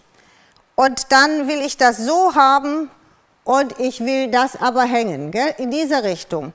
Dann weiß ich, dass ich jetzt hier irgendwo den Draht drum machen muss, gell? Also das heißt, ich muss hier den Draht drum wickeln und den Draht mit der Feder, wenn ich das hier so habe, da durchziehen. Das heißt, ich nehme das Ganze jetzt, ziehe das hier durch, schiebe das jetzt mit der Feder hier rein, hier durch. Jetzt würde ich hier den Kleber ranmachen, damit das so hält. Hier hält das jetzt allerdings so auch, gell? Dann mache ich hier weg und jetzt kann ich, Baba, wo sind Sie? Das mache ich einfach mal hier eine. Und jetzt kann ich, wenn ich will, sagen, okay, jetzt nehme ich noch eine Perle, setzt eine Perle hier drauf, kann man es sehen? Ich glaube schon, gell? Jetzt setze ich noch eine und kann das natürlich bis ins Unendliche weitermachen. Gell? Das heißt, ich kann jetzt die nächste Perle etc. Jetzt hängt das ja Ganze an dem Draht. Gell? So, das ist die eine Möglichkeit. Die andere Möglichkeit, ich mache das jetzt hier mal ab, können wir nachher noch für die Karten verwenden, wenn wir basteln. So, jetzt gibt es natürlich diese größeren, die größere Öffnungen hier haben. Und jetzt, ja, nochmal als Beispiel, das ist jetzt hier mit den Federn und dann hier mit dem Draht oder hier mit den Perlen und mit dem Draht. Gell? Einfach solche, da sind 2, 3 Federn. Und da sind immer die Feder erst umwickelt worden, dann der Kleber drauf, dann durchziehen, damit das drin ist. Wenn Sie vorher den Kleber machen, dann kriegen Sie die Feder nicht mehr rein, weil diese Feder einfach viel zu flexibel ist und sich dann umbiegt. Deswegen immer erst und dann den Kleber. Super Ohrringe, schreibt jemand. Ja. Machst du mir welche? So ein Boho-Stil ist das. Ja, toller Ohrring für einen Boho-Stil. Ja, ist es auch. So, jetzt gibt es natürlich die Möglichkeiten, zum Beispiel diese Kordeln. Lieb ich ja, finde ich sensationell. Also, da müssen Sie sich überlegen, sagen wir mal, wir nehmen dieses etwas kleinere, das ist nicht so groß, nehmen wir das. Dann mache ich ungefähr, ja, ich würde sagen, so viel, so 4 Mal wickel ich jetzt hier rum. Und jetzt nehme ich meinen Draht, gehe hier durch und drehe das hier erstmal, mache das mir hier erstmal zu, sehen Sie, jetzt habe ich das hier zugemacht, jetzt kann ich, muss ich mir erstmal eine anständige Schere holen, jetzt kann ich das hier schneiden, schneide das hier, ich ziehe die noch nicht auseinander, das mache ich später. Und jetzt ziehe ich das hier durch und jetzt können Sie kleben, Sie müssen aber nicht, weil ich fixiere das theoretisch, jetzt habe ich das hier reingedrückt, also ich ziehe hier richtig dran, so, und dann habe ich das richtig hier drin, gell? Kann man das sehen? Ich bin immer am Überlegen, wie ich das am besten zeige. So, um noch mehr, sage ich jetzt mal, Spannung da reinzukriegen, wenn ich nicht klebe, benutze ich meistens noch eine Perle, dass ich jetzt hier noch eine Perle drauf tue. Und jetzt kann man, das habe ich, wenn man es nicht hängen will, kann man natürlich auch eine Perle benutzen, muss ich nochmal gerade hier durchfädeln mit dem zweiten, um das Ganze zu fixieren. Boah, trotz Brille finde ich dieses Loch nicht. So, um das Ganze zu fixieren. Das heißt, ich ziehe das jetzt an und dann gehe ich hier runter und wickel meinen Draht hier um die letzte Perle und kann dann, sehen Sie, ich habe das jetzt hier drum gewickelt, hier ist es fest gemacht und dadurch habe ich jetzt das fest. Sehen Sie, das ist jetzt hier drin, ich muss nicht kleben. Ich kann jetzt diesen Draht, sage ich jetzt mal, einfach hier abschneiden und dann habe ich das hier so fest. Und jetzt fange ich an und hole diese Dinge auseinander, dass ich das Ganze hier auseinander nehme.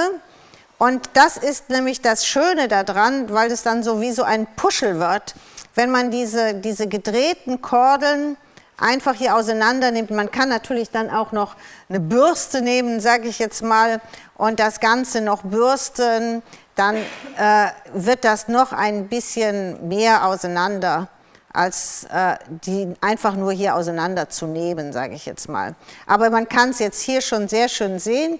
Und das sieht dann schon toll aus und es ist ganz einfache Kordel und zum Schluss, wenn Sie alles auseinander genommen haben, dann schneiden Sie das unten nochmal gerade ab.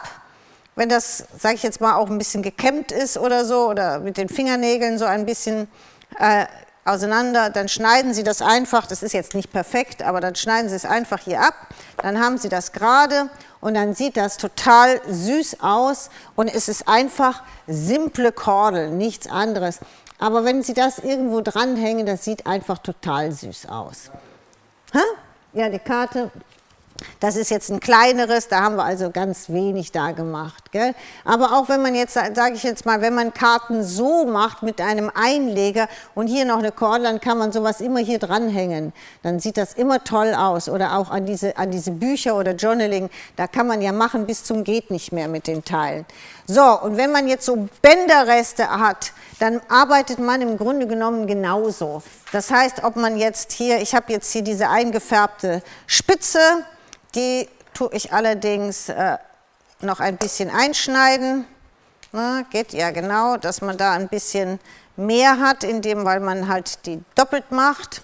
Und dann kann man auch, keine Ahnung, noch das ist Crinkleband, noch ein bisschen Crinkleband nehmen. Und man kann im Grunde genommen alle Bänderreste nehmen, die man so hat. Ich wickel die mir dann immer so um meine Hand und gucke dann, wie viel da reinpasst. Da würde noch was passen, glaube ich. Ja, viel mehr habe ich gar nicht. Dann machen wir das so. So, dann schneiden wir jetzt hier unten mal ab. Wo ist mein Draht? Eben war er noch da. Wo ist mein Draht? Gott. Sieht ihn einer von Ferne? Gibt's doch gar nicht. Sam, wo ist mein Draht abgeblieben? Da ist er. Hier. So. Denn ohne den Draht geht's nicht. So. Ist wie auf der Messe. Wenn man nichts mehr sieht, weil alles auf dem Tisch liegt. Gell? So. Und jetzt machen wir halt genau das Gleiche. Ich nehme diese zwei Drähte und wirklich mit ein bisschen Spannung das hier zusammen sind, damit das hier ein bisschen kleiner wird. Dann schneide ich natürlich wieder alles hier auf. Kann man nachher alles noch ein bisschen passend schneiden. Und wenn man jetzt zum Beispiel hier, das ist jetzt die, sage ich jetzt mal, die größte Öffnung, die wir haben. Und jetzt tut man das richtig mit ein bisschen Gewalt, sage ich jetzt mal. Der Draht hält das aus. Hier reinziehen und dann sieht das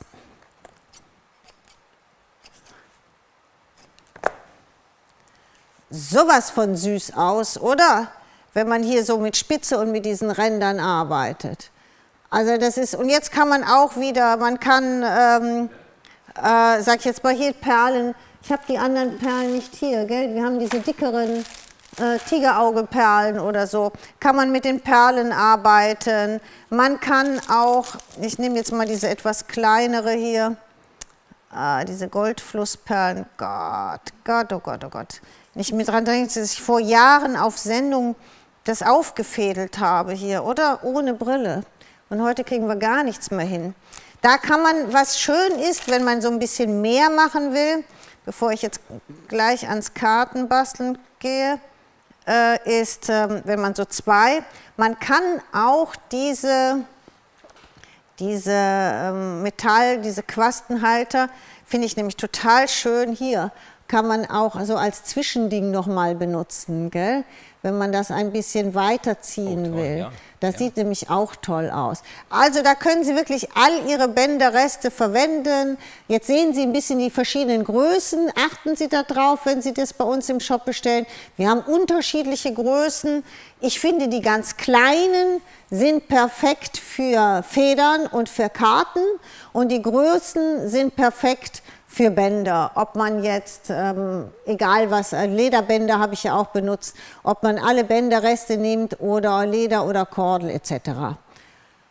Thema abgehakt, oder? Haben wir verstanden, keine Frage, oder? Ich glaube, alles gut. Gut, so, dann basteln wir jetzt mal. Zeig mal bitte kurz die Sticker, die neuen. Die Sticker, okay, ja, die Sticker. Ja.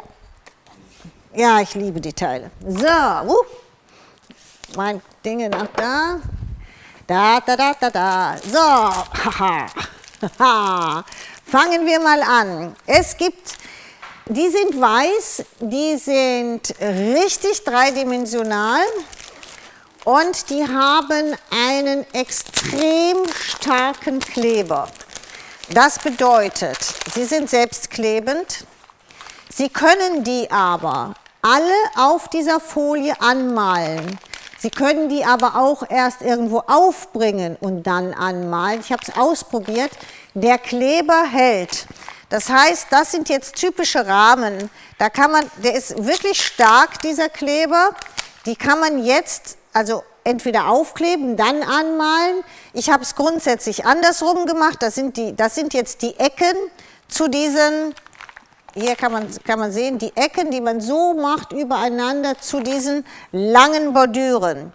Und es ist auch möglich, dass man zum Beispiel so ein Teil auf die Bordüre so noch draufklebt. Also um es mal so zu zeigen. Gell? Auch das geht. Und man kann sie anmalen und kann sie dann anschließend aufbringen.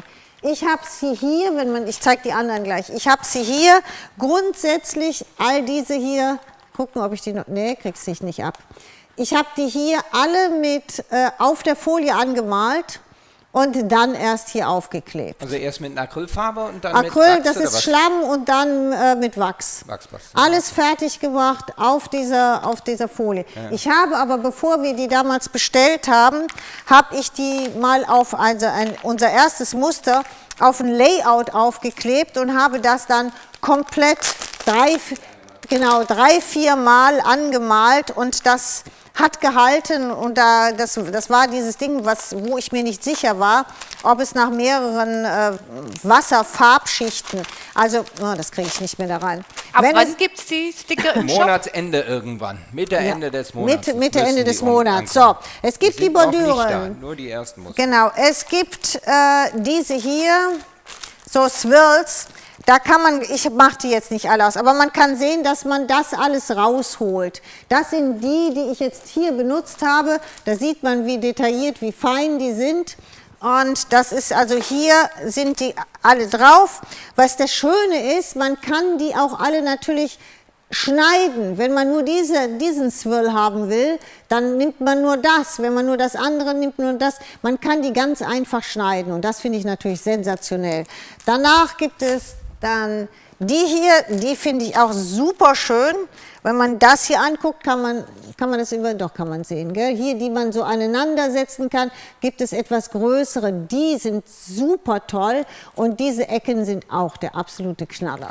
So, und dann zum Schluss gibt es noch die, da war mein Gedanke so ein bisschen, also das geht natürlich, ich mache noch mal einen aus, dass man sich das ein bisschen besser vorstellen kann, obwohl wir eigentlich das ja nicht so tolle vorführen wollten heute. Also wenn man sich das jetzt anguckt hier, wenn man die jetzt hier rausnimmt, da sieht man direkt, was halt alles rausgeht, was noch innen drin ist und das geht noch raus.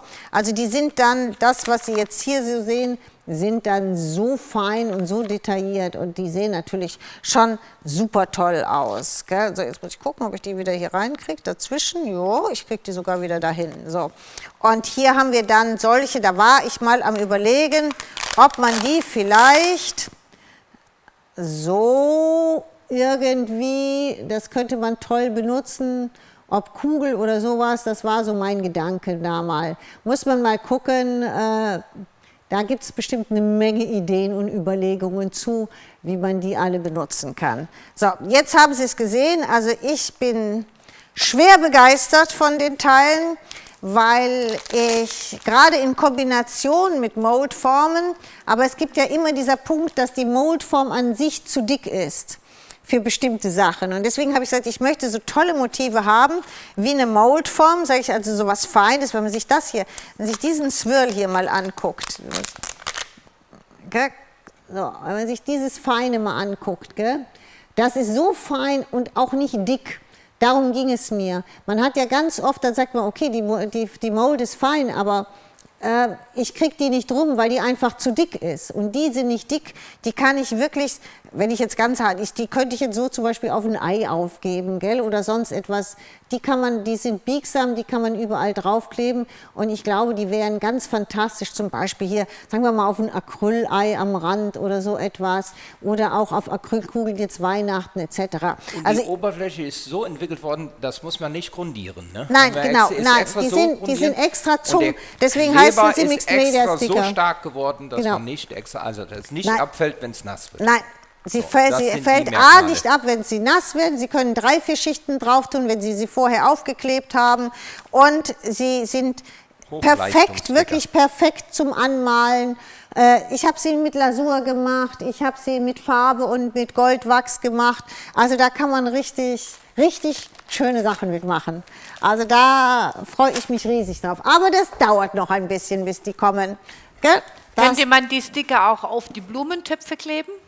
Könnte man, ja, natürlich. Aber wetterfest sind sie nicht. Also das glaube ich kaum. So, jetzt fangen wir mal an und basteln was, oder? Jetzt haben wir Theo, ach, wir haben das Papierset vergessen, dass wir diese tollen gelaserten Elemente dazu haben. Soll ich die noch zeigen? Ja, einmal ganz kurz. Machen wir einmal auf. Wie viel Uhr haben wir überhaupt? Ich habe irgendwie das Gefühl, dass wir schon fast am Ende sind. Eine halbe Stunde noch. Eine halbe Stunde, ja, okay, dann. Ich habe hier nicht alles, aber einen großen Teil. Es gibt sehr für die Sticker geschwärmt. Du hast zu lange für die Sticker geschwärmt, glaube ich. Weiß ich. Jetzt bin ich es schuld.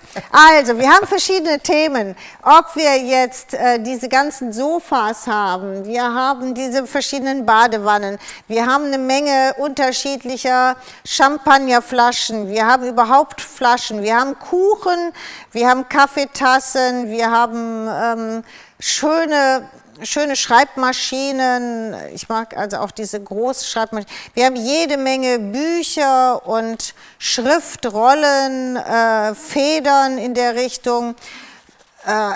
Wir haben diesen Koch, wir haben dann auch irgendwo diesen anderen, diesen Kellner. Wir haben Häuser, also Hunde, da ist theoretisch für allen, für jeden was dabei. Insgesamt sind es 45 gelaserte Elemente und helft mir, Sam, im großen Papierset sind 2 drin, richtig? Ja. Okay, so. Und jetzt tun wir mal was. Jetzt fangen wir mal an. Oder jetzt machen wir so ein bisschen. Fangen wir mit, machen wir das hier. So, wenn ich das jetzt ist, soll ich von oben machen oder wie machen wir es? Das ist ein bisschen, dann gehe ich ein bisschen weiter weg, oder? Genau. Wenn ich jetzt so einen Tag zum Beispiel mache, dann ist das jetzt aufgeklebt und wir haben hier den Rand nichts gemacht. Was ich jetzt machen würde als erstes ist einmal ein bisschen braun außenrum. Das wäre so das Erste, wo ich sagen würde, das fehlt mir jetzt, da muss was außenrum. Das ist mir jetzt, so, jetzt gefällt es mir ein bisschen besser, weil ich es ein bisschen mehr dreidimensionaler habe. Gut, dann kann ich überlegen, will ich vielleicht hier unten drunter noch etwas haben. Das ist jetzt diese Valentine-Spitze. Die ist jetzt hier einmal so, sage ich jetzt mal, eingefärbt worden. Das ist ebenfalls mit Schlamm eingefärbt worden, mit viel Wasser, also mit der normalen Acrylfarbe. Das kann man machen. Jetzt klebe ich erstmal von hinten diese Spitze drauf. Und dann habe ich schon mal so die Basis. So, dann überlege ich mir, ja, was möchte ich denn nehmen? Jetzt fangen wir mal an. Ich finde das super schön und den haben wir uns eben schon fertig gemacht. Den würde ich so leicht darunter setzen. Dann fangen wir damit mal an. Wo haben wir es? Den Anfang hier. Ich muss das immer hier so, sonst muss ich das ständig wegräumen. So. So, das sind so diese sage ich jetzt mal, sogenannten Layerings, die man dann wieder machen kann.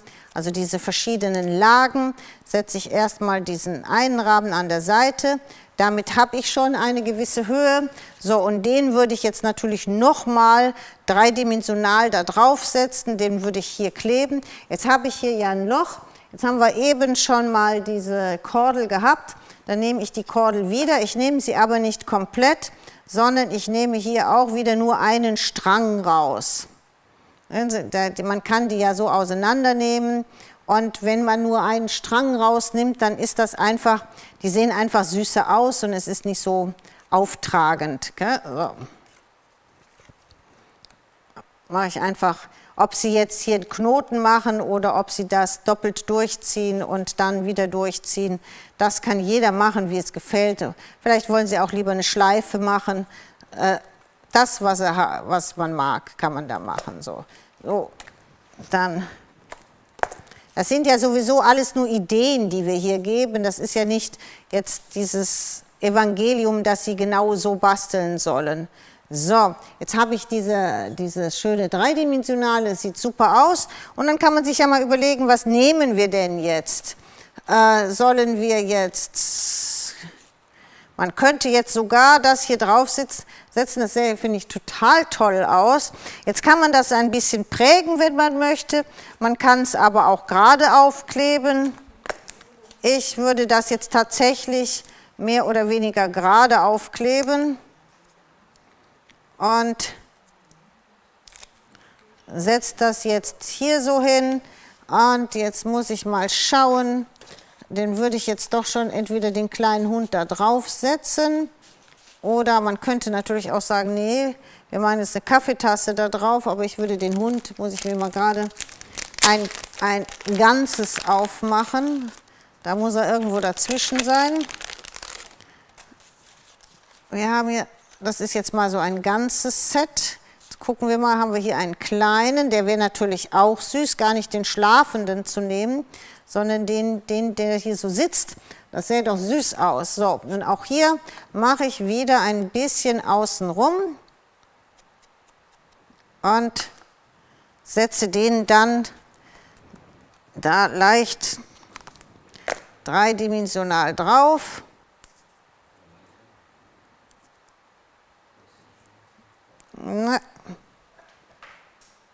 So, und ja, jetzt kann man sich überlegen, ob man jetzt zum Beispiel, und das meinte ich eben mit diesem Crocodile, ob man das als Tag benutzt, dann kann man tatsächlich hier in dieses MDF-Teil noch ein Loch machen, ist die Frage wo, ich glaube ich bin jetzt in der Mitte, so, da habe ich jetzt ein Loch gemacht. Und jetzt kann ich natürlich sagen, okay, was haben wir denn eben gehabt? Was Kleines, also jetzt würde zum Beispiel diese kleine Feder, würde hier super hinpassen. Ich mache das jetzt mit Draht durch und anschließend würde ich da noch ein bisschen eine Kordel da drum machen. dass das da oben noch so rausguckt. Können wir sogar die nehmen, die wir eben übrig hatten. Kriege ich die noch da durch? Ja. Und dann sieht das total süß aus. So. So, oder? Das ist jetzt eine klein, süß, schnell gemacht und sieht direkt toll aus. Ja, also das sind so, man braucht bei diesem Set braucht man wirklich nicht viel, weil diese ganzen Texte, diese Rahmen, die sind so aufwendig, so toll geschwungen und wenn man das ein bisschen dreidimensional macht, sieht das direkt sensationell aus. Hast du im Set eigentlich irgendwo einen Knochen für den? Wie bitte? Hast du im Set irgendwo einen Knochen? Nein, es gibt keinen Knochen. Hast du keinen Knochen? Kein Knochen für den Hund. Das geht doch gar nicht. Okay. So, was man natürlich auch machen kann, ist, ich bin ja immer noch ein Riesenfan von, wenn man halt so mehrfach arbeitet, bin gerade am Überlegen, man könnte jetzt, man könnte jetzt, ich mache das mal zu Ihnen, man könnte jetzt auch zum Beispiel so etwas wieder machen, gell? Sowas würde super aussehen, wenn man das macht. Man kann aber auch wieder mit vielleicht sogar doppelt arbeiten, mit Oval und so, Die Farben gell? sind toll. Oder? Farben sind wirklich toll. Ja, meine ich ja, es passt alles zusammen und da kann man schon eine Menge machen, das sieht alles toll aus. Aber hier zum Beispiel, das schreit geradezu wieder, dass man hier wieder braun drumherum macht, oder? Also das guckt einen an und sagt, da brauchen wir aber dringend ein bisschen Farbe außenrum. So, dass das ein bisschen, weil das so hell ist, dass das ein bisschen mehr angepasst ist. So, dann würde ich sagen, dann machen wir hier mal so ein bisschen was Doppeltes, was man dann hier ja so hinsetzen kann. Dann würde ich jetzt erstmal das so halb hier oben aufkleben. Ja, genau, so. Und dann, bevor ich das aufklebe, muss ich mir das so fände ich das ganz schön, mit allerdings hier ein Abstand. So, und jetzt kann man sich wieder was schauen, was machen wir dann. Ich lege mir immer ein bisschen etwas vorher zurecht. Das würde ich, da haben wir jetzt sogar noch einen Tropfen drauf, das passt super. Nehmen wir jetzt mal die Violinen. Man könnte natürlich auch mit den Häusern arbeiten, gell? Jetzt irgendwo haben wir diese tollen Violinen. Genau, jetzt haben wir hier eine und wir haben ja auch diese Tags, wo die drauf sind. Muss ich auch noch mal gucken, die waren ja auch alle so schön. Da, also da haben wir einmal diese wunderschöne und wir haben die hier. Also da kann man sich überlegen, was man da noch mit benutzt. Ich würde die jetzt hier hinsetzen, aber auch hier.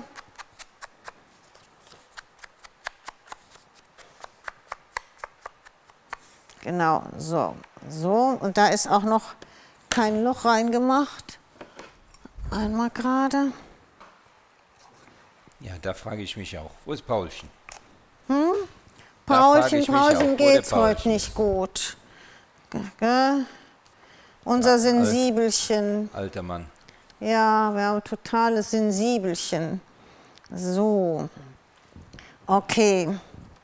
Wenn es nach ihm ging, wäre ich nur zu Hause.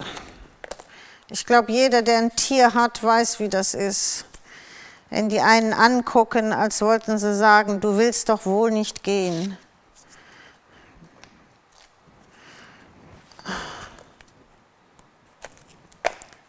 So. Und da nehme ich jetzt, habe ich mein das Krinkelband schneide ich gerne auch mal so in der Mitte durch, damit das ein bisschen dünner wird, wenn ich das durch diese Tags ziehe. So.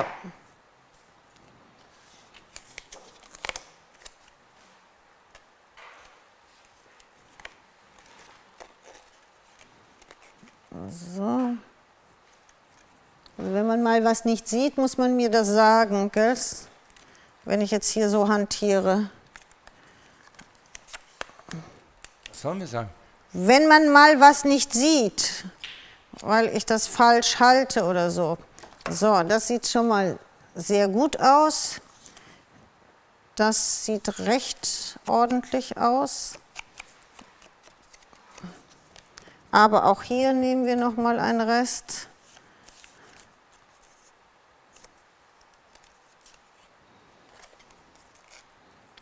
Und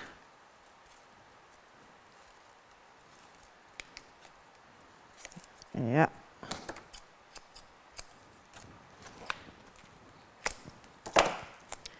Das ist jetzt so schön klein und da können wir jetzt zum Beispiel, weil wir hier unten die Violine haben, das setzen wir jetzt hier hin, da können wir schon mal die erste, können wir jetzt hier so schön draufsetzen, die da passt. Habe ich jetzt das zu dick geschnitten? Ja, zu dick.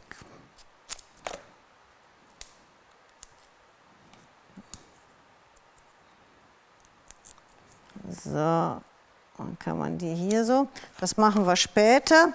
So, jetzt fehlt mir hier noch ein bisschen und jetzt kann man sich überlegen, Sie kennen mich, ich schneide gerne mal etwas auseinander und das würde ich jetzt hiermit machen, dass ich diesen Rahmen nur zum Teil hier benutze, dass ich den mir hier ein bisschen hier hintersetze, dass ich da noch was habe. Das muss auch nicht unbedingt noch mit Abstand sein, das kann auch einfach hier so dran sein. Man muss jetzt nicht das hier, das fände ich jetzt zu viel, aber das finde ich so eigentlich recht schön, weil das hat so ein bisschen was von dem Ganzen. Jetzt gibt es hier diesen Notenbogen, den würde ich gerne noch finden hier in meinem Chaos. Da ist dieser Notenbogen, genau. Das würde natürlich auch passen, oder? So ein Sessel so daneben fände ich jetzt auch nicht verkehrt. Aber egal, jetzt kommt das, hier kommen, wo sind denn meine Abstände, meine Spulen. Ja, aber wo sind sie? Das ist der Nachteil des Aufräumens. Man darf als Bastler niemals aufräumen. Sollen wir wieder suchen? Dann sind die weg. Ja, vielleicht finde ich gerade was anderes, was ich dazwischen. Da, hier drunter. Ich hab sie. Ja, wir haben sie auch. So, okay, jetzt ich muss diesen Abstand erstmal austesten. Ohne jetzt hier was doch, das wäre ganz gut, glaube ich, so den Abstand so zu machen. Und dann Hattest du schon irgendwas zu Reispapier, was hierzu passt, gesagt? Ja, dass wir das Reispapier, ein passendes Reispapier hierzu bekommen, habe ich gesagt. Die ist noch nicht da. Wir können daher keine Muster zeigen heute, leider. Nein, ist noch Aber nicht mal ein Hauchmuster da. Sie kommen. Ja. Diese Woche sollten sie kommen. Ja? Oh, das wäre toll. Das wäre super. So, also das ist jetzt, ich drehe es jetzt mal um, weil da werde ich jetzt noch weiter basteln. Aber das hat jetzt natürlich diesen riesen Vorteil, dadurch, dass wir jetzt diesen Abstand haben, dass das Ganze jetzt natürlich, auch wenn ich es unten klebe, dass das dann auch hält. Gell? Aber da sieht man schon, was jetzt nur durch diese paar Teile halt da passiert. Da passiert ein bisschen was auf diesen Layouts. So, jetzt habe ich eine Frage, ja? Wann ist nochmal der Termin Christmas in July? Bis jetzt haben wir gesagt, das war 27. Es war ein ist der Livestream. Genau, das ist der Montag nach dem, ist der Livestream, Montag nach dem 24. Weil wir wollten es jetzt nicht unbedingt mitten in der Woche machen. Wir haben gesagt, wir machen es dann halt den ersten Montag direkt nach dem 24. ist es. Ja, oh. Und wir wissen immer noch nicht, wie wir das machen, weil wir so viel tolle Ware haben. Ob wir das auf 2 Tage machen oder ob wir nur einen Tag machen, sind wir uns nicht ganz sicher, wie wir das hinkriegen. Aber wir kriegen es hin. Also am 27. werden wir schon einiges haben. Ja. Nein, sind ja nur 2 Stunden. Wir sind am Überlegen, also wir werden auf jeden Fall, weil ja die Nachfrage war, alles freischalten. Also es wird alles erhältlich sein. Alles, was da ist. Ja, alles, was da ist. Ob wir alles, was da ist, wirklich an diesem einen Tag in 2 Stunden schaffen zu erklären wage ich zu bezweifeln, wenn ich ganz ehrlich bin. Das heißt, vielleicht machen wir dann 3 Stunden oder wir machen vielleicht 2 Tage hintereinander. Aber Sie können, weil das war ja das Hauptproblem, Sie können aber alles zusammen bestellen. Wir werden es dann nur nicht, ich werde das nicht alles in 2 Stunden schaffen zu erklären. Das werde ich nicht schaffen, deswegen. So, jetzt machen wir das so ein bisschen nach da, leicht schräg wieder überlappend. Und Ja, dann früher haben wir 24 Stunden Basteln gemacht. Warum machen wir das nicht nochmal? ja, kam die Frage? Nee, Nein, gell, das kam jetzt von dir, gell? Wir sind am Senieren hier, der Benny und ich, Ja, darüber, wie wir das machen können. ja, Wahnsinn, ja. Müssen wir mal gucken. Sind uns noch nicht ganz sicher, wie wir das machen. Wir machen in Schichten. Wir basteln in Schichten. Ja. So, ach, mir gefällt Ich das mache schon. Schrumpfbanderolen. Du machst Schrumpfbanderolen. Nee, die Das kann ich, Schrumpfbanderolen glaub ich. sind die Nee? einzigen, die später kommen, Schatz. dann Da mache ich habe erst ich recht gesagt, die machen wir Schrumpfbanderolen. nicht direkt. Schrumpfbanderolen und noch ein anderes Produkt. Ich weiß jetzt nicht mehr welches. Das kommt nicht direkt von Anfang an. Das machen wir später. So, nee. Hier ist noch eine Violine. Irgendwo ist hier noch eine Violine. Oder ein Schriftteil, aber eine Violine gibt es auch noch. Ich weiß nur nicht mehr wo. Wenn man sie sucht, findet man sie sowieso nicht. Also brauche ich eigentlich nicht großartig hier. Nee, siehst du sie? Wenn du sie siehst, dann Ich gehe sag's immer mit mir. meiner Kamera suchen. Das kriegst du ja gar nicht mit. Ja, echt? Ja. Nee, ich finde sie nicht. Da. Gefunden. Da ist sie. So, und die legen wir noch hier drunter. Ja, oder? Ja, die legen wir noch da dran. Oder legen wir sie hier hin? Hier an die Seite legen wir sie. So. Und dann setzen wir das Ganze mal auf den hier drauf. Bei HSE wurde auch zu Weihnachten immer wieder Wein vorgestellt, oder? Was? Wein vorgestellt, oder war das QVC? Was bedeutet das jetzt? Ich überlege, diese Stunde könnte ich übernehmen. Ja. So, oder? Jetzt mal bitte von vorne. So, genau, jetzt haben wir das. Und jetzt kann man natürlich weitergehen. Also ob man jetzt noch etwas so nach vorne setzt, Ich gell? hätte eine Trompete, der da gut passen würde. Ich hätte eine Trompete, der gut passen würde. Ja, komm, die fängst du jetzt nicht an runterzubringen. Oder? Weiß ich nicht. Nein. Normalerweise rede ich mich. Nein. So, jetzt bin Tolle ich am Trompete. Überlegen. Hier könnte man noch ein paar Bücher dazu hin tun, oder? Da kann man die Bücher noch hin tun. Also das, was ich jetzt dahin tue, das mache ich natürlich mit den Spulen jetzt. Das heißt,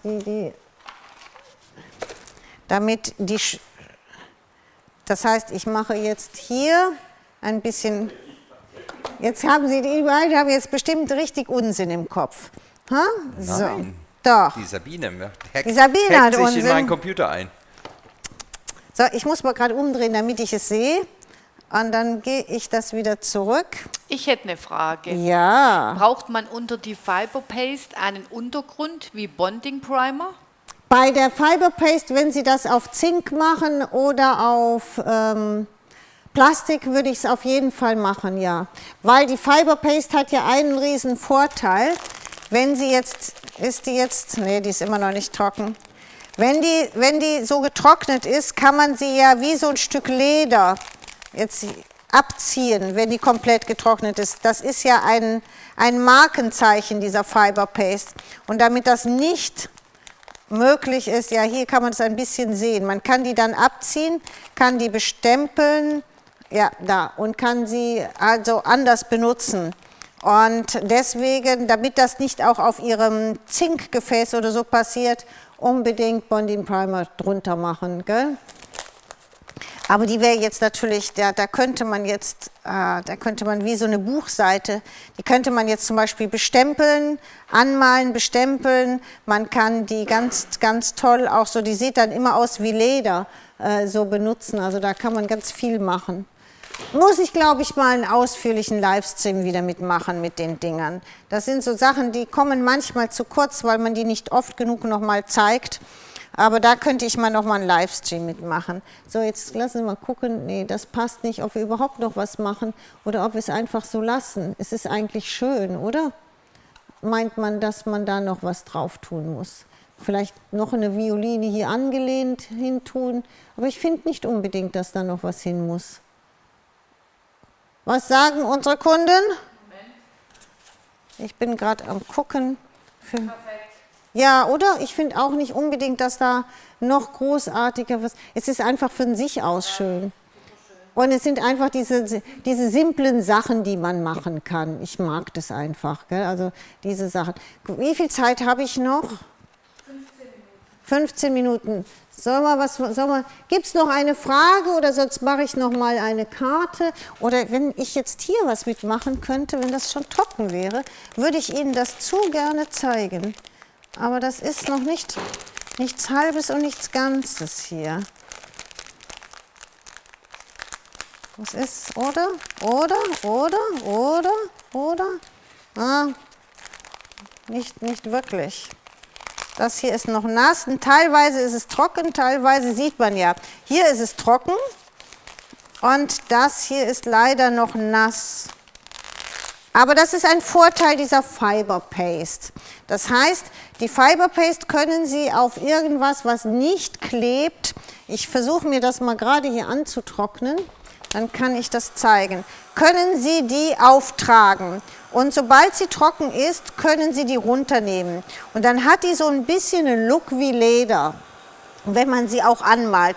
Und lässt sich natürlich dementsprechend auch...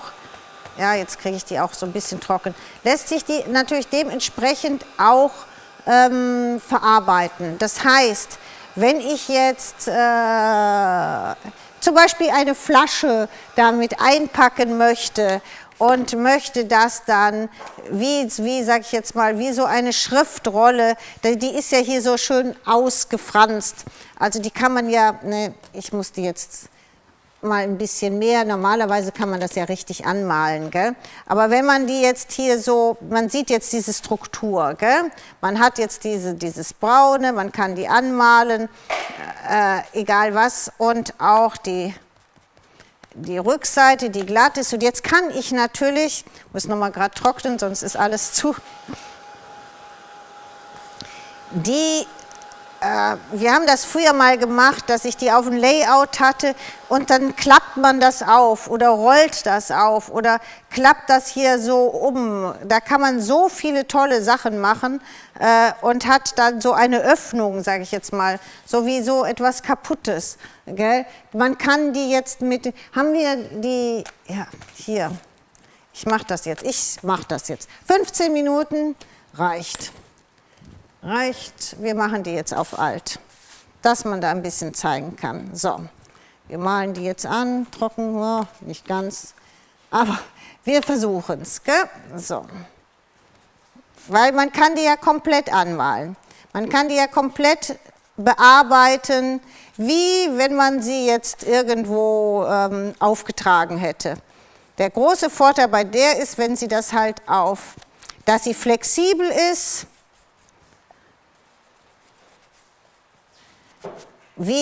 dass man sie wirklich hin und her bewegen kann, flexibel ist und sie hat ein bisschen den Look von Leder. So, jetzt muss ein bisschen alles schneller machen. Eine Frage, ja. Die Fiber Paste ist doch so ähnlich wie eine flexible Modelliermasse. Ja, genau, so ähnlich.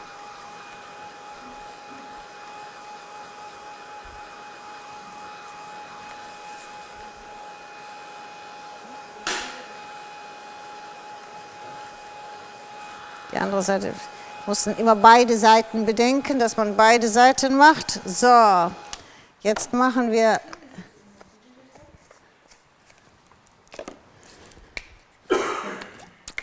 ein bisschen braune Lasur, damit wir das ist immer noch nicht trocken, aber egal. So, ich will einfach diesen alten Effekt haben. So, jetzt reiben wir das gerade ein bisschen ab. Genau, jetzt hat man es, da ist sie noch nass, aber jetzt sehen Sie, was ich sagen will hier, man hat diese alte Struktur hier, alles bleibt, da ist es jetzt leider nass, wo es weiß ist, aber man kriegt diesen irren Look halt, so, und jetzt, ja genau so, Sam. Und sei froh, dass es bei dir nur morgens ist. Irgendwann kommt der Punkt, dann ist es zu jeder Tageszeit dein Gesicht so. Nicht nur morgens. So. Und jetzt hat man alle Möglichkeiten. Gott, jetzt weiß ich gar nicht, ob das geht, weil es noch, ja, es klebt halt noch ein bisschen, aber normalerweise müsste das, ist jetzt allerdings grau statt schwarz. Aber gibt es die Stempel noch oder sind die jetzt wieder ausverkauft? Okay, so, dann kann man zum Beispiel, könnte man jetzt, ja, genau, kann man jetzt da, ja, kann man das zeigen? Genau, kann man jetzt so wirklich, das sieht jetzt aus wirklich wie Leder, da kann man die tollsten Sachen mitmachen, kann man das jetzt schneiden, man kann es hier man hat diese Risse, man kann das dunkler machen, man kann es aufrollen, ich reiße jetzt mal hier ein bisschen, da wo es nass ist, ja genau, dass man es noch ein bisschen mehr kaputt macht, so. Ja, das sieht gut aus. Du weißt doch noch, wie ich das damals alles gemacht habe. Was ich jetzt brauche, ist ein dunkleres Braun für hier am Rand, wo das noch nass ist. Ich versuche es jetzt einfach hiermit. Man kann natürlich auf diese Fiber Paste, ja, das geht, kann man natürlich auch noch mit Schablonen arbeiten. Sieht auch toll aus, gell? Also all solche Dinger. So, und jetzt machen wir dieses kaputte nochmal antrocknen rasch, diese Fetzen.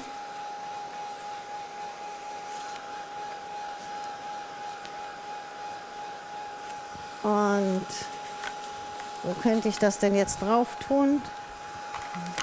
Machen wir doch mal hier.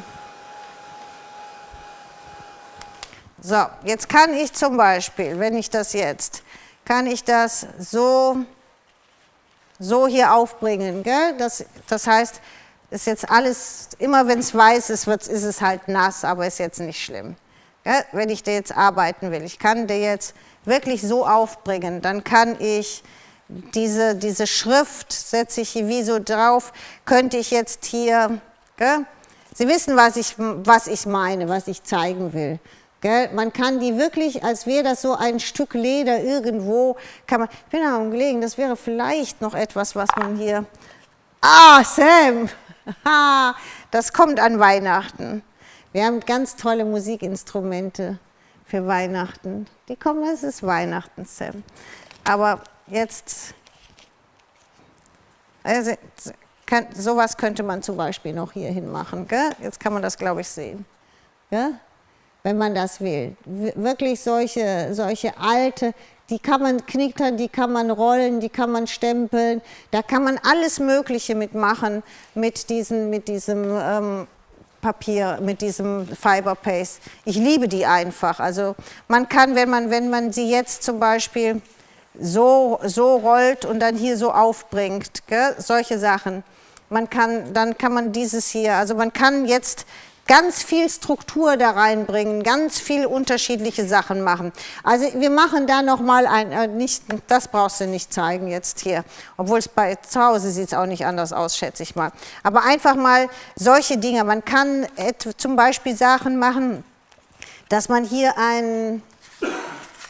dass man hier so etwas zum Beispiel hat und dann macht man das hier perfekt und dann lässt man das hier so aufklappen zum Beispiel, gell, dass man das so da drauf macht. Hat man sofort eine gewisse Struktur. Gell, dann könnte man hier jetzt wie so Knöpfe drauf machen. Gell? Ich glaube, jetzt hat man es verstanden, was ich sagen will, was man mit dieser Fiber Paste. Aber da machen wir noch mal. Ich würde sagen, da machen wir noch mal ein ganzes. Oh, man kann die sogar damit einklappen. Das sieht auch gut aus, finde ich. Ja, oder? So, so gemacht, so. Machen wir noch mal 4 Stunden. Ja, nee, da müssen wir noch mal ein extra Layer, 4 Stunden Fiber-Based. Fiber-Paste machen. Masterclass. Da gibt es so viele Möglichkeiten, wirklich, dass man Flaschen damit einpackt, dass die aussehen, als wir mit Leder, man kann die bestempeln, mit Schablonen, alles Mögliche kann man machen. Da machen wir noch mal ein extra Ding für, weil das ist jetzt zu kurz zugekommen, aber es macht direkt Spaß, so ein bisschen rumzufummeln damit, wenn man das hier so sieht. Gell? So, einfach mal so. Okay. Ende aus, das war's.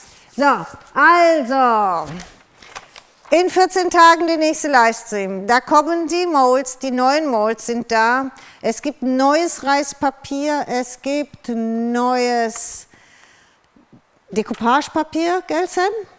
Und vielleicht, wenn wir Glück... Ja, und vielleicht, wenn wir Glück haben, die 3D-Sticker, sonst kommen die etwas später. Also, und gewinnen, die Gewinner des heutigen Tages. Kopf. Die große... Nee, der Kopf zuerst. Der Kopf zuerst, der dritte Gewinner, Frau Karen Kiefer. Herzlichen Glückwunsch für diesen tollen Kopf. Dann das Dreier-Set, super Sam, du bist toll. Oder? Ach, Sam, wenn ich dich nicht hätte. Oder? Wenn ich dich nicht hätte. Also, das Dreier-Set, das ist Metall, das geht auch nach draußen, ist an Frau Ute Koss. Herzlichen Glückwunsch. Und die große Vase, die große Traubenvase, genau, die geht an Frau Kathy Kaden, richtig? Heißt das Kaden? Also, herzlichen Glückwunsch. Wie immer, bitte melden Sie sich bei uns, die Gewinner bitte bei uns melden, damit wir Ihre E-Mail-Adresse haben. Ich bedanke mich für Ihre Aufmerksamkeit. Ich wünsche Ihnen ganz, ganz, ganz viel Freude mit den Sachen und hoffe, nächstes Mal ganz, ganz viel Gartendekorationen, Bilder bei mir auf dem Blog wiederzufinden. Dankeschön und ciao.